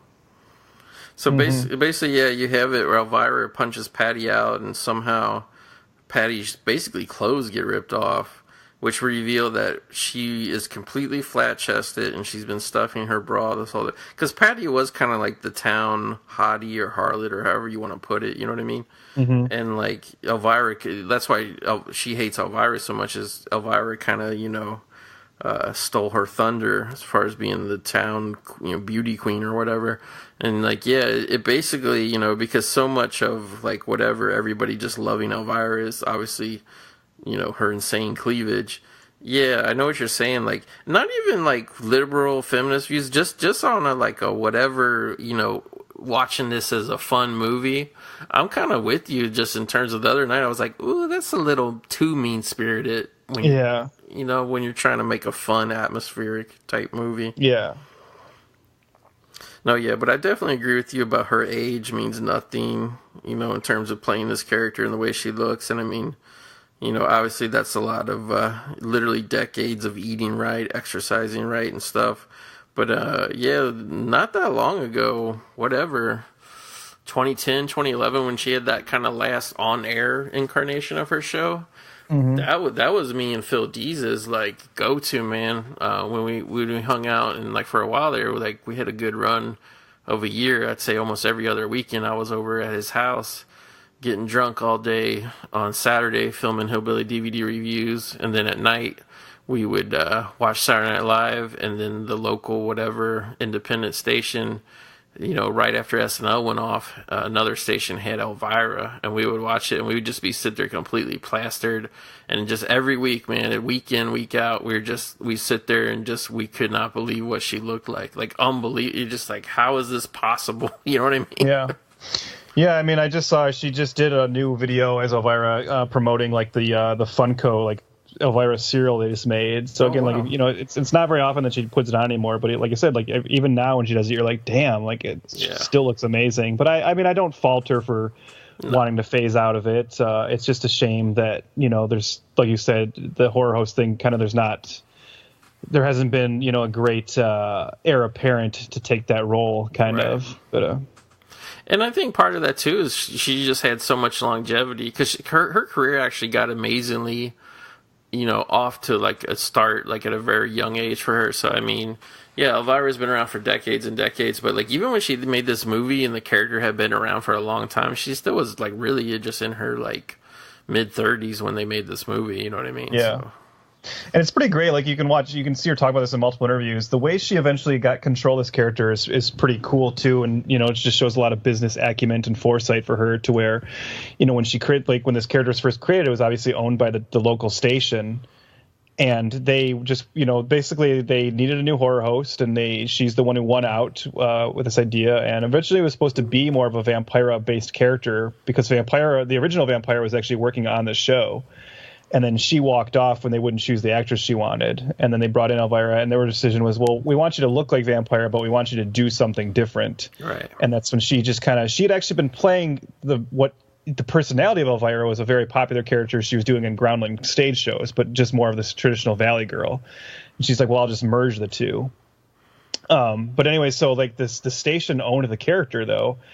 But what she started to do is every time her contract came up, she would be like, okay, well, you guys can own the character, but can I own the rights just to like public appearances? And they'd be like, oh, all right, that's fine, because they didn't think they had anything. Right. And then the next time she'd be like, well, can I own the merchandise rights? And she eventually just kept doing that over and over again until eventually she had everything. Right. And nowadays she has complete control of this character, and it's definitely, I'm not saying she's one of the richest people in the world, but I'm fairly sure she's pretty wealthy because this has been a very heavily merchandised and branded character over the years. So, I mean, the fact that she does have control means that she can pursue probably more opportunities to, either license a character or make more appearances. Where, the opposite of that would be the WWE empire, where those guys don't own shit, and once Vince kicks them out, they're kind of screwed. You know what I mean? And that's the only reason why I say I wish it had taken off just a little bit more for her in terms of movies. Boy, this priest just really getting a handful there. Groping the hell, or which I don't understand because she's not a little boy. So, but speaking of horror hosting and saying I wish she had more movies. Another Elvira film I wish had happened. And this is kind of a double-barreled shotgun for me because I love Elvira, and then as we've talked on here before, the other horror host I love is Joe Bob Briggs. Oh, yeah. And Joe Bob Briggs is also a character. John Bloom plays the character of Joe Bob Briggs, and that never Joe Bob Briggs, I think, is probably the other most notable horror host of this time period for sure, but he never got a movie, and I think it would be actually been cool if you could have done a film with the two of those characters, and maybe even more. And I was thinking it would have been neat if you got some other horror hosts, maybe even like regional ones, and just different, or maybe even make up some, whatever.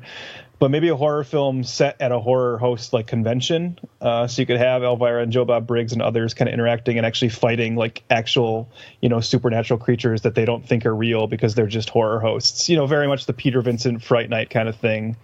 But with the horror hosts we actually all know and love, and just to allow that Joe Bob character to also have like a moment in the spotlight. Yeah, you can definitely make something in the vein of My Name is Bruce, but actually make it good. Yeah. So this is what I'm talking about when I talk about the last chunk of the movie that I just love, and where this movie goes from just being kind of a fun whatever romp, where we get to visually oogle Elvira to this. I really start liking stylistically in every way the way this is shot, and kind of classically all the burning at the stake parts and stuff. And I kind of wish the movie was kind of like more stuff like this, the classic horror scenes, but with her putting the Elvira spin on it. Number 9 on the Netflix most rented horror movies of all time. This one actually is not a surprise, and I'm happy to see it on here. Number 9 is Shaun of the Dead. Yeah, that makes sense for sure. Yeah. So here she has pretty much, and I like that they kind of like fake you out here with Patty being like, you think for a second she's going to be like, you can't do this, but she's like, no, actually you need to set the fire in multiple places. Mm-hmm. And also, too, at this point in the movie, we've had Gronk running around as a transformed rat trying to, free Bob, and, we had a great rotoscope animation effect. I miss the day when, like, instead of CGI, you could just hand animate something into your movie, like how they did the shadow of the rat turning into the dog and all that. Yeah. I like that quick cutaway shot of the Girl Scouts, roasting marshmallows over the fire. I know. I will say maybe the only good thing to come out of that body shaming moment is it looks like now Patty has just accepted who she is. She has, no longer, so that's good, I guess. Yeah. And also, too, how we always talk about the Pee Wee Herman, like, whatever, like, Patty definitely seems like a Pee Wee Herman character in a lot of ways. Yeah. Yeah, so here we have Patty, like, thinking she can get Bob back now that Elvira is going to be out of the picture because they're literally just burning her at the stake.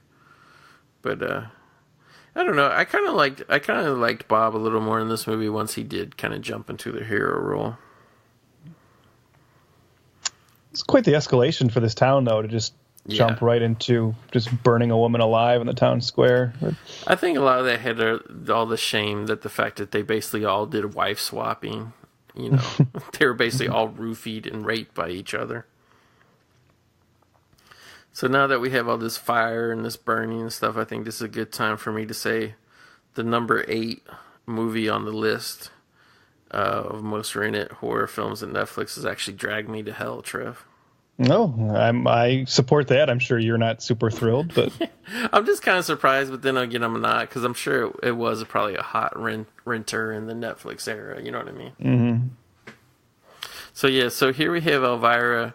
And now, what did you think of the kind of storytelling approach? So she remembered, the whatever when she was a baby, the fact that she always had this ring, and now that she knows she comes from a magical witch heritage, that the ring has power. And she gets free, and she uses it. I thought it was cool, but I just thought it was weird that she never knew that was a magic ring until the second she shot it in, a laser beam, or basically a lightning beam, I should say, into the sky and made it rain. Yeah, it's fine. I mean, I do think it kind of reminds me. Bear with me for a moment here. When they did the Wet Hot American Summer show for Netflix, that was the prequel show, first day of camp. And they were kind of making fun of prequel tropes about how you giving an origin to everything, right? Even things that don't need an origin.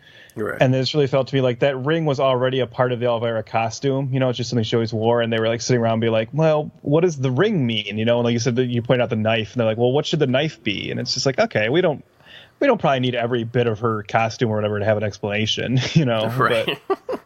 But that's fine. I mean, it allows her to have some agency and to at least attempt to fight the uncle. So yeah, and like I said, this is just the part of the movie I love. With the uncle shows up now that he has the magic book. He has all these demonic powers and becomes like a horror movie with the town is scurrying around and to me this is really where the movie kind of starts to get really wild and outrageous and kind of justify the whole idea and kind of prove what you could do with an Elvira movie. You know what I mean? Yeah. I would say this would actually make a good double feature with Ernest Scared Stupid to bring him back. Except one is so much a kid's movie, and this one, as we said, is actually pretty raunchy. But, yeah, you definitely would have to do that thing where you played Ernest first and then put the kids to bed. Yeah. I do really like this joke here. It's just a kind of simple thing. Again, it makes me laugh of when she kind of tries to go after him with the ring and accidentally just throws the ring to him. Yeah, it's a very Ash-esque scene. Mm-hmm. And if this movie would have been made a few years later, I would say that would have kind of been the inspiration. But I think it was just a coincidence. Mm-hmm. I don't think Evil Dead 2 at this point had really that big of a cult following. It just came out a year earlier. Well, I guess it probably really came out at the time they were filming this. But yeah, I just loved all the shit of the uncle being this old. And he is very subtle. am I tripping out on this? But I'm pretty sure he has kind of like subtle facial prosthetics. Yeah, no, he starts to like kind of morph and oh, here we go. Now we were talking earlier about when you know it's an 80s comedy when Kurt Fuller shows up. You also know it's an 80s comedy when they make fun of Rambo. Right. Elvira totally rips her dress apart to be half naked and put a red headband around her head, and she comes out of the army surplus store with the bazooka. Mm-hmm. I love that the army surplus store is apparently just selling a live bazooka too. Yeah. And of course the bazooka had like no effect on him because he's a demon. Mm. But there actually is really good shots in all this, like some of the Dutch angles and stuff. Elvira versus Michael Myers would have been awesome. Yeah. I really like this, like when she runs through the little tiny graveyard that's all filled with mist and smoke. I just love seeing her in the more like kind of classically set up horror shots. I don't know why. Well, I mean, because that's where she fits, right? Yeah. Like, yeah. But it's like, I mean, by no means would I say this movie was poorly directed for the first 2/3 of it. But I just love that now that we're kind of in the horror, action, comedy climax. I like the camera work is much more deliberate, a lot of more close-ups. And like, I won't say it goes full on like Sam Raimi style, but it definitely does take a notch up to be like that kind of heightened, bizarro feel. Here's another moment where I was just kind of surprised by the PG-13 rating. So she throws like her, well, not her using her boobs to break the gate, but that's also a great moment and a gif I see a lot. But she throws her high heel shoe at him and it kind of implants in his head. And when he pulls it out, that's actually pretty gruesome, right? It's got that little trickle of blood coming out of the hole there. It's a legit gore wound with oozing blood, yeah. I tell you what, the things were just, people were tougher back in the 80s. They could take it. Yeah, no doubt. So here we have attempted rape, number 6 of this movie, pretty much. Jeff Conaway's hiding in the house, and he full on starts putting his finger down her cleavage crack. And of course, she's going to hit him in the face here with the slugs. And again, like a horrific moment not played for laughs whatsoever. Mm-hmm. In this PG-13 film. So I think this is a good time to bring up, Jeff Conaway's, being creepy in this house right here. It's a good time to bring up the number 7 most rented horror movie on Netflix. And this is actually the remake of The Last House on the Left. I actually quite like that movie. I do too. I own it. I mean, I think the consensus, and I agree, is the very end is kind of unfortunate, but it's just a bad miscalculation in terms of how they kind of pull that ending off. But up until that point, I think it's like a really effective remake with some really good performances. Yeah, I think it's one of those things where it retains the kind of nastiness of the spirit of the original. Now, this was a great gag with him reaching through the wall and the axe falling down and chopping his hand off, and then him bursting through the wall. Again, this is like some legit good horror kind of movie gags in this goofy comedy, Yeah. And again, I love it whenever you can, he's spitting fire out, and I love it whenever you can just like use traditional animation as a special effect. I kind of wish somebody would do that nowadays in a movie just for, homage purposes or camp purposes, because it is cool and fun looking. And then we get just a wooden plank to the balls joke. Yeah. So mix it up. Yeah. That was a strange edit right there. Yeah, I was gonna say I noticed that when I was watching the other night. It was another triple edit of her, and I was just thinking, was it one of two things? Was it just she originally stabbed it a bunch of times and they were like, hey, we have to kind of like cut this together quicker? Or was it that she only really stabbed it once and they're like, we need a little more, like show it? Yeah. I feel like it's probably that. Yeah. So here she gets her magic ring back because, she cut his hand off and all that. And then we kind of have, it kind of reminded me of Star Wars in a way or something, like how like Palpatine and Yoda like sit there and shoot their lightning at each other. You know what I mean? Like that's kind of what that moment there where they're battling. And again, like we're dealing with some live fire for real, some live fire effects, and Cassandra Peterson is near it, and I had to think that would be emotionally or whatever just kind of dicey for former burn victim. You know what I mean? She was burned by hot water, not flame, but still, you know, you would think somebody who has severe body scars would not want to be anywhere near that, you know. She's a pro. Yeah. Let me share one more movie idea here, and this is one out of any of the ones I've talked about so far. This is the one I'm really sad that this never happened, and it's another one where I just can't believe. It's amazing to me that this idea never popped with anybody in the 80s, because it would have been like the late 80s would have been the definite time to make this movie. So I'm going to pitch this kind of more traditionally. So picture an opening scene where you see two babies being born, fraternal twins being born. Fraternal twin girls, and then they are separated at birth, and one is taken to a farm in Iowa and raised, and the other is taken to a creepy Addams Family-esque mansion and raised there, and they don't even know they're sisters, they've never met, and then later in life circumstances bring them together. The twin who is taken to the creepy mansion is of course Elvira, and who is the farm one? Dolly Parton. Wow. The fact that nobody ever thought to cast Dolly Parton and Elvira as kind of long-lost twin sisters that have completely different upbringings is just like mind-boggling to me because it's so perfect. That's actually kind of a stroke of genius. I gotta admit, I'm impressed with that one. Yeah. Yeah, if I start a movie studio, I might have to put you in an executive position of head of development. Yeah, and I was just like, they're just both so likable, right? Just such likable like performers, and they do have that same kind of big hair and big breasts, and you know, and this kind of sense of humor about it, and just seeing them getting shenanigans, like man, that would probably be like if that movie had happened, it would certainly be a favorite of mine, I'm sure.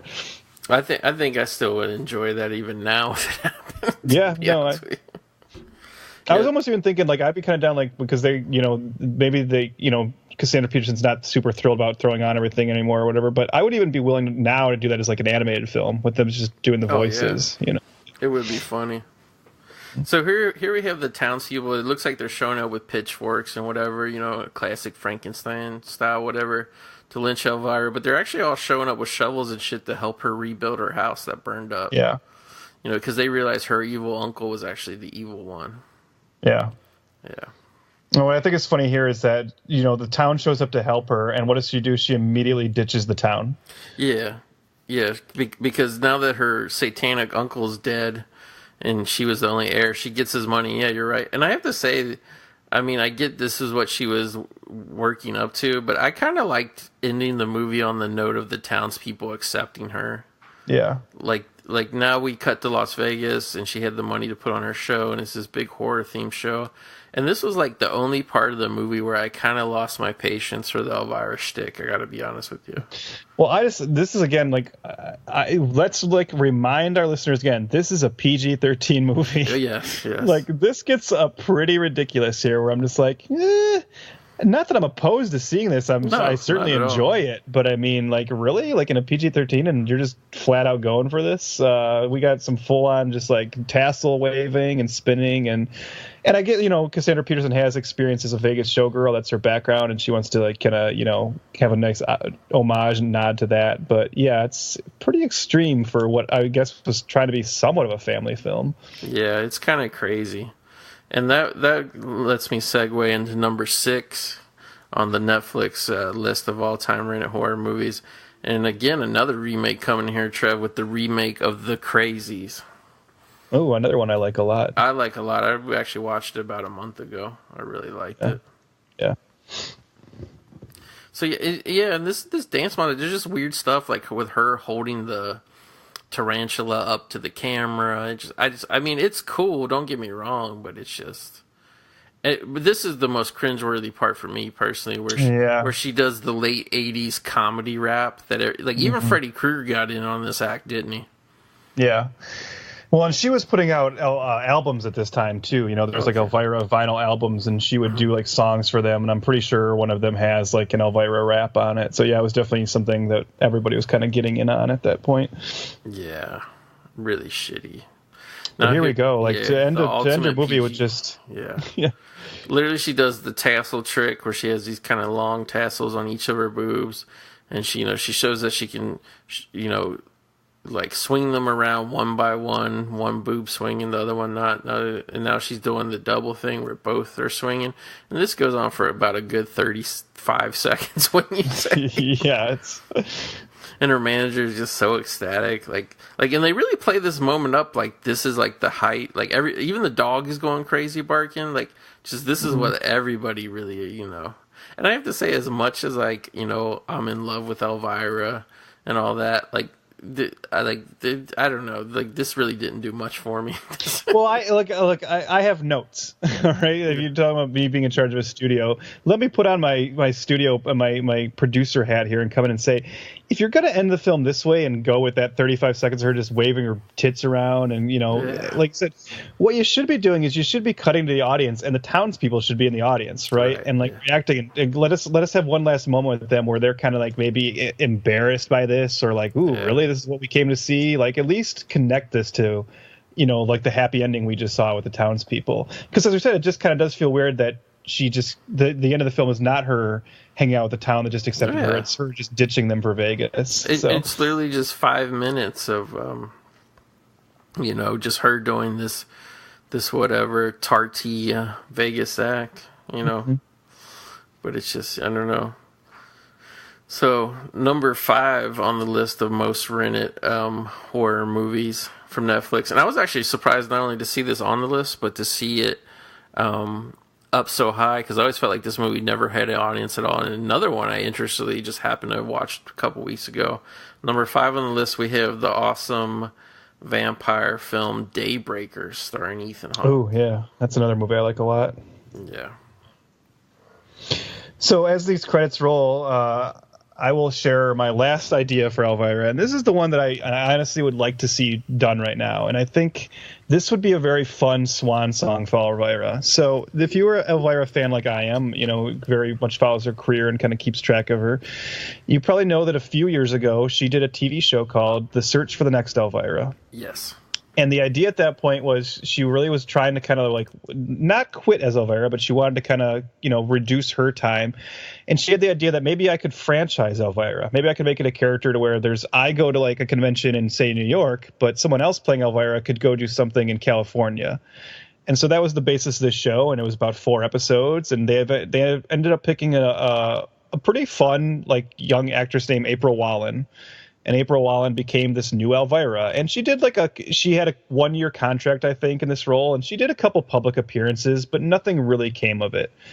And for a while, she was kind of billing herself on Facebook and on other social media as April Elvira. And just, I think she was allowed to kind of use this character for a bit. But I don't think I would be shocked to find out that her and Cassandra Peterson stayed much contact after that or anything. I think, the rights just kind of went away.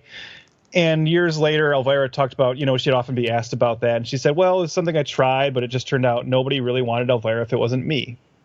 I thought maybe I could franchise it, but nope, it's just that didn't work. So what I would like to see is a movie, kind of a final meta commentary on Elvira, where it's actually Elvira as it is. You just do the same thing where it's not Cassandra Peterson, it's Elvira, but she's getting ready to hang it up. But now you bring back April Wallen, who's just like bitter that she's never been allowed to be Elvira. And she kind of comes after her as the villain of the piece, like trying to kill her because the whole idea is if she dies, then she can finally be Elvira. And that would obviously allow this kind of like final comment on like, no, there's only one Elvira and she gets to like win in the end, But I think that'd also be like, that'd be at least a nice consolation for April Wallen, right? Who went through all that, never really got anything of it. To at least get to play the heavy in like the final Elvira piece, Yeah, that whole competition was bizarre, and I did see a little bit of it. I can't remember where did that air, Trev? That reality show. I want to say it was on something like Bravo or something. Yeah. Or maybe something even like less like TV Guide channel or something. Yeah. Like, It was one of those weird, like, kind of fakey, low-level cable neckers. And I remember at the time watching it, a little bit and kind of being like, is this for real? Like, is this kind of just an excuse to have a reality show? You know what I mean? Mm-hmm. But, I mean, yeah, I guess there was some sort of follow-up with, trying to have the girl do it and whatever. But yeah, I think she did some parades and some things, but not much. But I think that would just be a fun idea for a movie, like a single white female kind of thing. Yeah, actually, yeah, it would be cool. So that's the end of the movie. Kind of some sparse credits. I don't know if you noticed that, Trev, but there's some big gaps in some of that. Yeah. Were they trying to get? I mean, the movie's 96 minutes. They didn't really need to pad it out, you know. Well, but you didn't have to sit through 5 minutes of Korean animators. So yeah, that is true too. So wrapping up the Netflix list here, number 4. We have, and this actually surprised me, not only being on the list at all, but being at number 4. But we have Red Riding Hood, which wow, I've never seen that to this day. I'm guessing that's the one with Amanda Seyfried, directed by the lady who did the first Twilight. Yeah, I actually rented that. I mean, I can't. It's not like an awful movie that's like hard to watch or anything. But when you watch it, Trev, you're kind of like, it's hard to believe somebody thought that there was like a market for this version of the movie or this movie at all. You know what I mean? Like, yeah. What's right? I remember actually being kind of interested in it at the time because I actually am a fan of just Red Riding Hood as a concept and a story. Yeah. And I'm down for like, adult retellings of it and stuff. But then I just remember hearing nothing that compelled me to go check it out once it was finally. It's just kind of there. You know what I mean? Number 3, this actually doesn't surprise me at all because, again, this was a huge hit, huge in the Netflix era of people renting movies through the mail. Number 3, we have Zombieland. Yeah, that makes sense. Yeah, for sure. Now, number 2, this is the last surprise on the list, but I have to say this shocked the hell out of me, Trev. And again, maybe it was just right place, right time, whatever, because this movie was pretty much a financial failure when it came out, and I'm surprised so many people rented it through Netflix. But number 2, we have the Benicio del Toro version of The Wolfman. Oof! Wow. Yeah, and I just I have to admit I've not seen that since the theater, and I remember not liking it. Yeah. But I did listen to a podcast interview with Andrew Kevin Walker today, the screenwriter. And he actually, I mean, like he's never seen the film. He talks about how it was very much taken away from him, and it's not the film he wrote. Yeah. But just hearing him talk about it, and then hearing the host talk about his memories of the film, kind of made me almost like maybe I should revisit that just to see if it's really as bad as I remember it being. But the thing is, I'm pretty sure it probably is. So yeah, I own a copy of it. I got a gift of it as a steel book, whatever, when it came out. And I kind of flipped through it. I kind of enjoyed the movie when it came out, except for the ending where he faces off against the evil Anthony Hopkins werewolf. And I was just like, this is just it's gotten silly. But I wouldn't mind giving it a second watch because I do love Benicio del Toro just in general. And I kind of find some novelty in him doing a Wolfman movie. If I'm going to watch 2 Wolfmen fight, it's not going to be Benicio del Toro and Anthony Hopkins. It's going to be James Spader and Jack Nicholson. Thank you very much. Yeah, for sure. For sure. Maybe that was their inspiration to having him fight Anthony Hopkins. They're like, well, Anthony Hopkins isn't quite Jack Nicholson, but still, it's pretty. Ironically enough, that being the second movie on the list, much like before where I had the Haunting in Connecticut with everybody talking in the theater, I did have some people talking in the Wolfman, and I did yell and tell them to shut the fuck up. But again, as we discussed on past episodes, that only lasts for a few minutes, then people just go right back to talking. And number 1 on the list, not surprising in the way that this is a popular movie, but I'm kind of surprised this is considered a horror movie. But I guess it is by Netflix standards or whatever. But still, number 1, Trev, believe it or not, on the list of the most rented horror movies of all time on Netflix, it's actually Cloverfield. Yeah. Yeah. Now I got to ask you, you're not as much of a hardliner on classifying movies as Bird is, whether it's horror or not, but still, would you consider that a horror flick? I mean, I wouldn't, but I mean, like you said, I allow myself to be fairly liberal with that, and I think those delineations can be silly and can be too restrictive. And what I mean by that is, like, I don't consider that a horror. But I mean, if that's going to bring someone into being a horror fan, or if a Cloverfield fan is going to come to a horror convention, then more power to it, And I think a lot of that genre adjacent stuff, I think genre fans just tend to like stuff in the horror genre and a little bit beyond that, right? So I think like those kaiju movies and kind of darker sci-fi stuff fits into that as well. So I'm not gonna get worked up and argue with someone who wants to call Cloverfield a horror film, even though I would consider it more of a sci-fi movie. Right, yeah, same. And it does have people kind of blowing up and stuff in it, Yeah. So. Yeah, I mean, there is definitely a few tense moments, kind of hit the horror beats or whatever. But yeah, you're right. I think in general, I think we should always be more lenient with the horror term and not be as like restrictive with it. Yeah, for sure. Because and we talked about this in the past, but horror definitely has its cycles of what's hot, what's not, and whenever you also like what.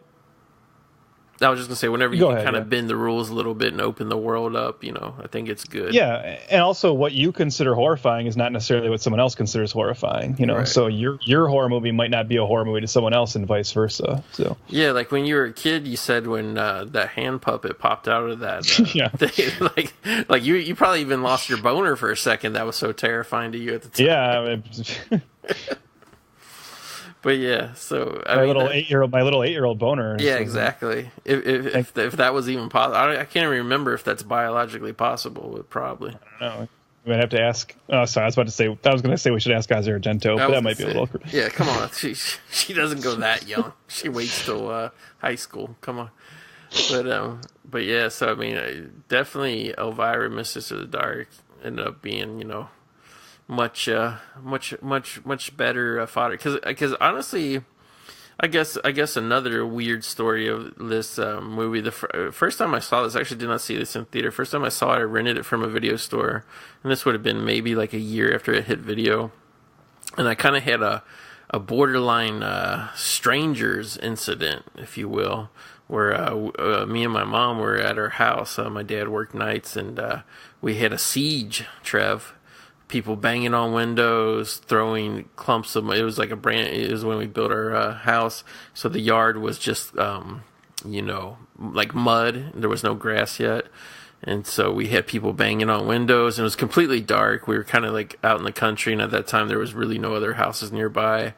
And it was pretty terrifying, just sitting there hearing, I was trying to watch Elvira, Mistress of the Dark, and I hear all these thumps, and we had, huge chunks of mud, and the next day we go out and realize, like, we kept going outside and turn on the light, but it was like so dark you just couldn't see more than really, 20, 30 feet. And then outside, the next morning we could see all the footprints of where they besieged our house. And wow.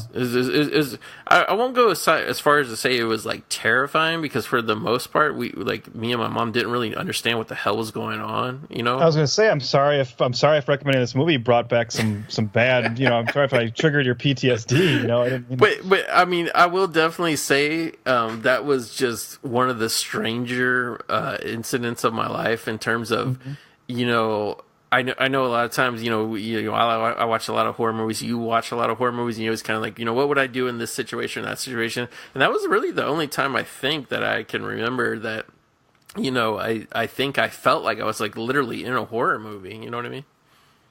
Mm-hmm. Yeah, so I guess your answer to that question forever now is like, well, what would I do in this situation? Is I guess I'll just keep watching Elvira's breasts. That's pretty much what I did. I mean, we would I stopped the movie, and we looked outside and didn't see anybody. It'd be quiet for another 10, 15 minutes. Then you hear more banging on the windows or something hitting against the wall, the side of the house or whatever. It's pretty insane, Yeah. But yeah, so that's pretty much it. I hope you guys are having a great Halloween season. Real quick before you go, I've seen some photos and stuff. I got to ask, what was the Halloween attraction you went to the week or so? Oh, that was a local cider mill by me. A site out here in the Midwest, as I'm sure. I don't know how far-ranging this is across the whole country, but cider mills are definitely kind of a standard October kind of tradition. You can go to the cider mill and hang out and get some cider and donuts, and then maybe go on a hayride and do the corn maze, things like that. Yeah. And this one I visited had a really amazing Halloween general store. That was just this like little old-fashioned country general store, but just full of different Halloween merchandise. And yeah, it was pretty fantastic. It was really like I kind of didn't want to leave. I just felt like I was in my element. I saw you posing with kind of some of the props and different things, and I was like, wow, this is really like.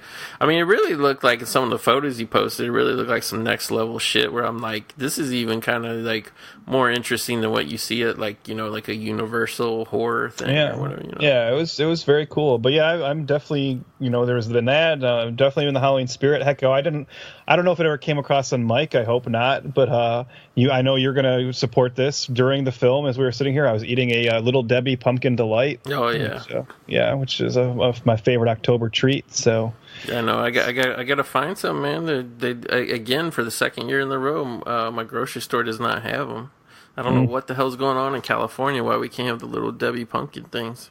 Yeah, I can't even imagine not having them. That's how I know Halloween started when I find those at the grocery store. It's brutal, but yeah, pretty much. You know, just stocking up on the horror movies here, and I might make it out to a pumpkin patch. I'm not sure. But the thing is, we already bought a bunch of pumpkins, so it would kind of be going just to go on the hayride or whatever. But I'm hoping I can squeeze that in before the big day. And as we discussed on the Midnight Hour episode, you have a costume locked and loaded. Yep.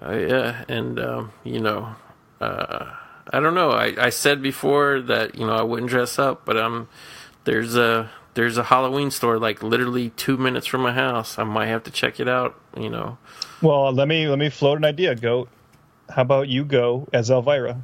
Oh, that would not be pretty at all. I don't even know what or how that would happen or look. Come on, we said she's wrapping it up. You know, there's got to be a new Elvira. You know, I don't know if this April girl's still around, maybe, but you could have your shot now. So, if I had to nominate a new Elvira, I think I'm going with what's her name, Alexandra Daddario. Mm-hmm. That's who I'm going with. She's got the pale skin. She's got the physique. Yeah, the I was gonna say, the pale skin is what you were talking about. Sure, Goat. Yeah, that's all I was talking about. I wasn't talking about the fact that I watch Texas Chainsaw 3D like a religion, and it's not because of the great, awesome Leatherface appearances. Real quick before we go, there is, like, for the first time in 10 years or 9 years, there's a new Halloween movie coming out for Halloween. Yeah. Very exciting. Yeah, it's not out yet as of this recording, so we haven't seen it, obviously. But we don't know if it's good, but I mean, I am happy that it's coming out on Halloween and not August. Like, that's a nice first step, you know. So I will say this, because, you know, everybody's been doing these non-spoiler reviews and whatever. Somebody did put the plot up on Wikipedia, and I kept having things spoiled. I did take a glance, like, at the plot description, and I think this one's going to be a winner. You know, I didn't try to read it too much or, you know, really get into the spoilers, but just reading kind of the setup of the movie, I think this one's going to be good. I think this is going to be the movie that, I mean, the Rob Zombie thing is like, okay, that's like whatever. That was a completely different thing. But in terms of like the way the original series really got weird with like the cult and all that, I think this is going to be like, you know, a good back to being a straight, legit, you know, we don't have to worry about Busta Rhymes and his found footage cameras or like there, it doesn't sound like there's anything in this movie that's just going to be out of left field. Cause I feel like for so long, Trev, like us, Michael Myers fans, whatever, we just give us our meat and potatoes, Michael Myers, you know, action. And I feel like a lot of these later sequels of the franchise, they were trying to push it into some other gimmick and not really it's hard. It's weird because, like, I not to keep this going for too long, getting too many tangents, but there's like certain series where you don't mind that, right? Like, I don't mind Friday the 13th getting as stupid as possible. Shoot Jason into space, send him to hell, I don't care, do whatever, right? But there's a simplicity to Michael Myers that just doesn't seem like it opens itself to that. Right. So I think you're right that you kind of want it to be just a little bit more basic, because even adding in something like a cult, you're kind of like, ugh, I don't know, you know. So I agree. So yeah, it looks like Halloween 2018 is going to, you know, not the movie, but the holiday I'm talking about. It seems like, you know, how we're talking about on the Midnight Hour show. Feels like a little bit that Halloween is back. So I mean, you know, this is definitely good to see. So Trev, I definitely want to thank you for not only doing, you know, this episode, but for really kind of, you know, picking the couple movies we did this year, which, you know, because, you know, it's hard to, you know, we can always pick out something off the shelf of a horror movie, but it's hard too with there's millions of movie podcasts, millions of horror movie podcasts. It's hard to sometimes come up with stuff that maybe hasn't been covered to death. And I thought you came up with a pair of nice picks here that, I had a lot of fun rediscovering or, seeing and thinking about and talking about. So definitely, man, thank you. So you definitely gave me a treat this year. So I appreciate that.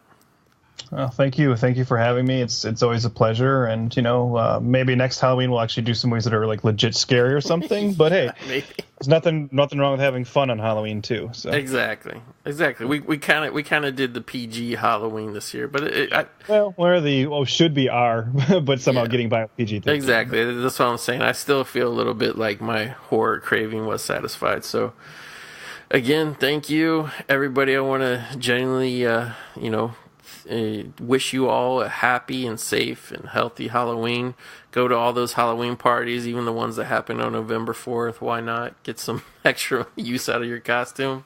Yeah. So everybody give candy to anybody who shows up in costume, damn it. Yeah. This whole, don't put age limits on trick-or-treating. Halloween, everybody's a kid, man. Exactly. Communities are introducing laws saying you'll get actual jail time if you're 13 or older and you try to trick-or-treat. Come on. As long as somebody shows up in the costume, and obviously not doing shenanigans, but if you show up in the costume and you knock on the door and you say trick or treat when I open it, I'm going to give you some candy. Damn it! Damn right. Yep. So everybody, thanks for checking us out. Happy Halloween, and we'll see you next time in the movie graveyard. You're listening to the Electronic Media Collective Podcast Network. Yeah, it's a mouthful. For more great shows, visit electronicmediacollective.com.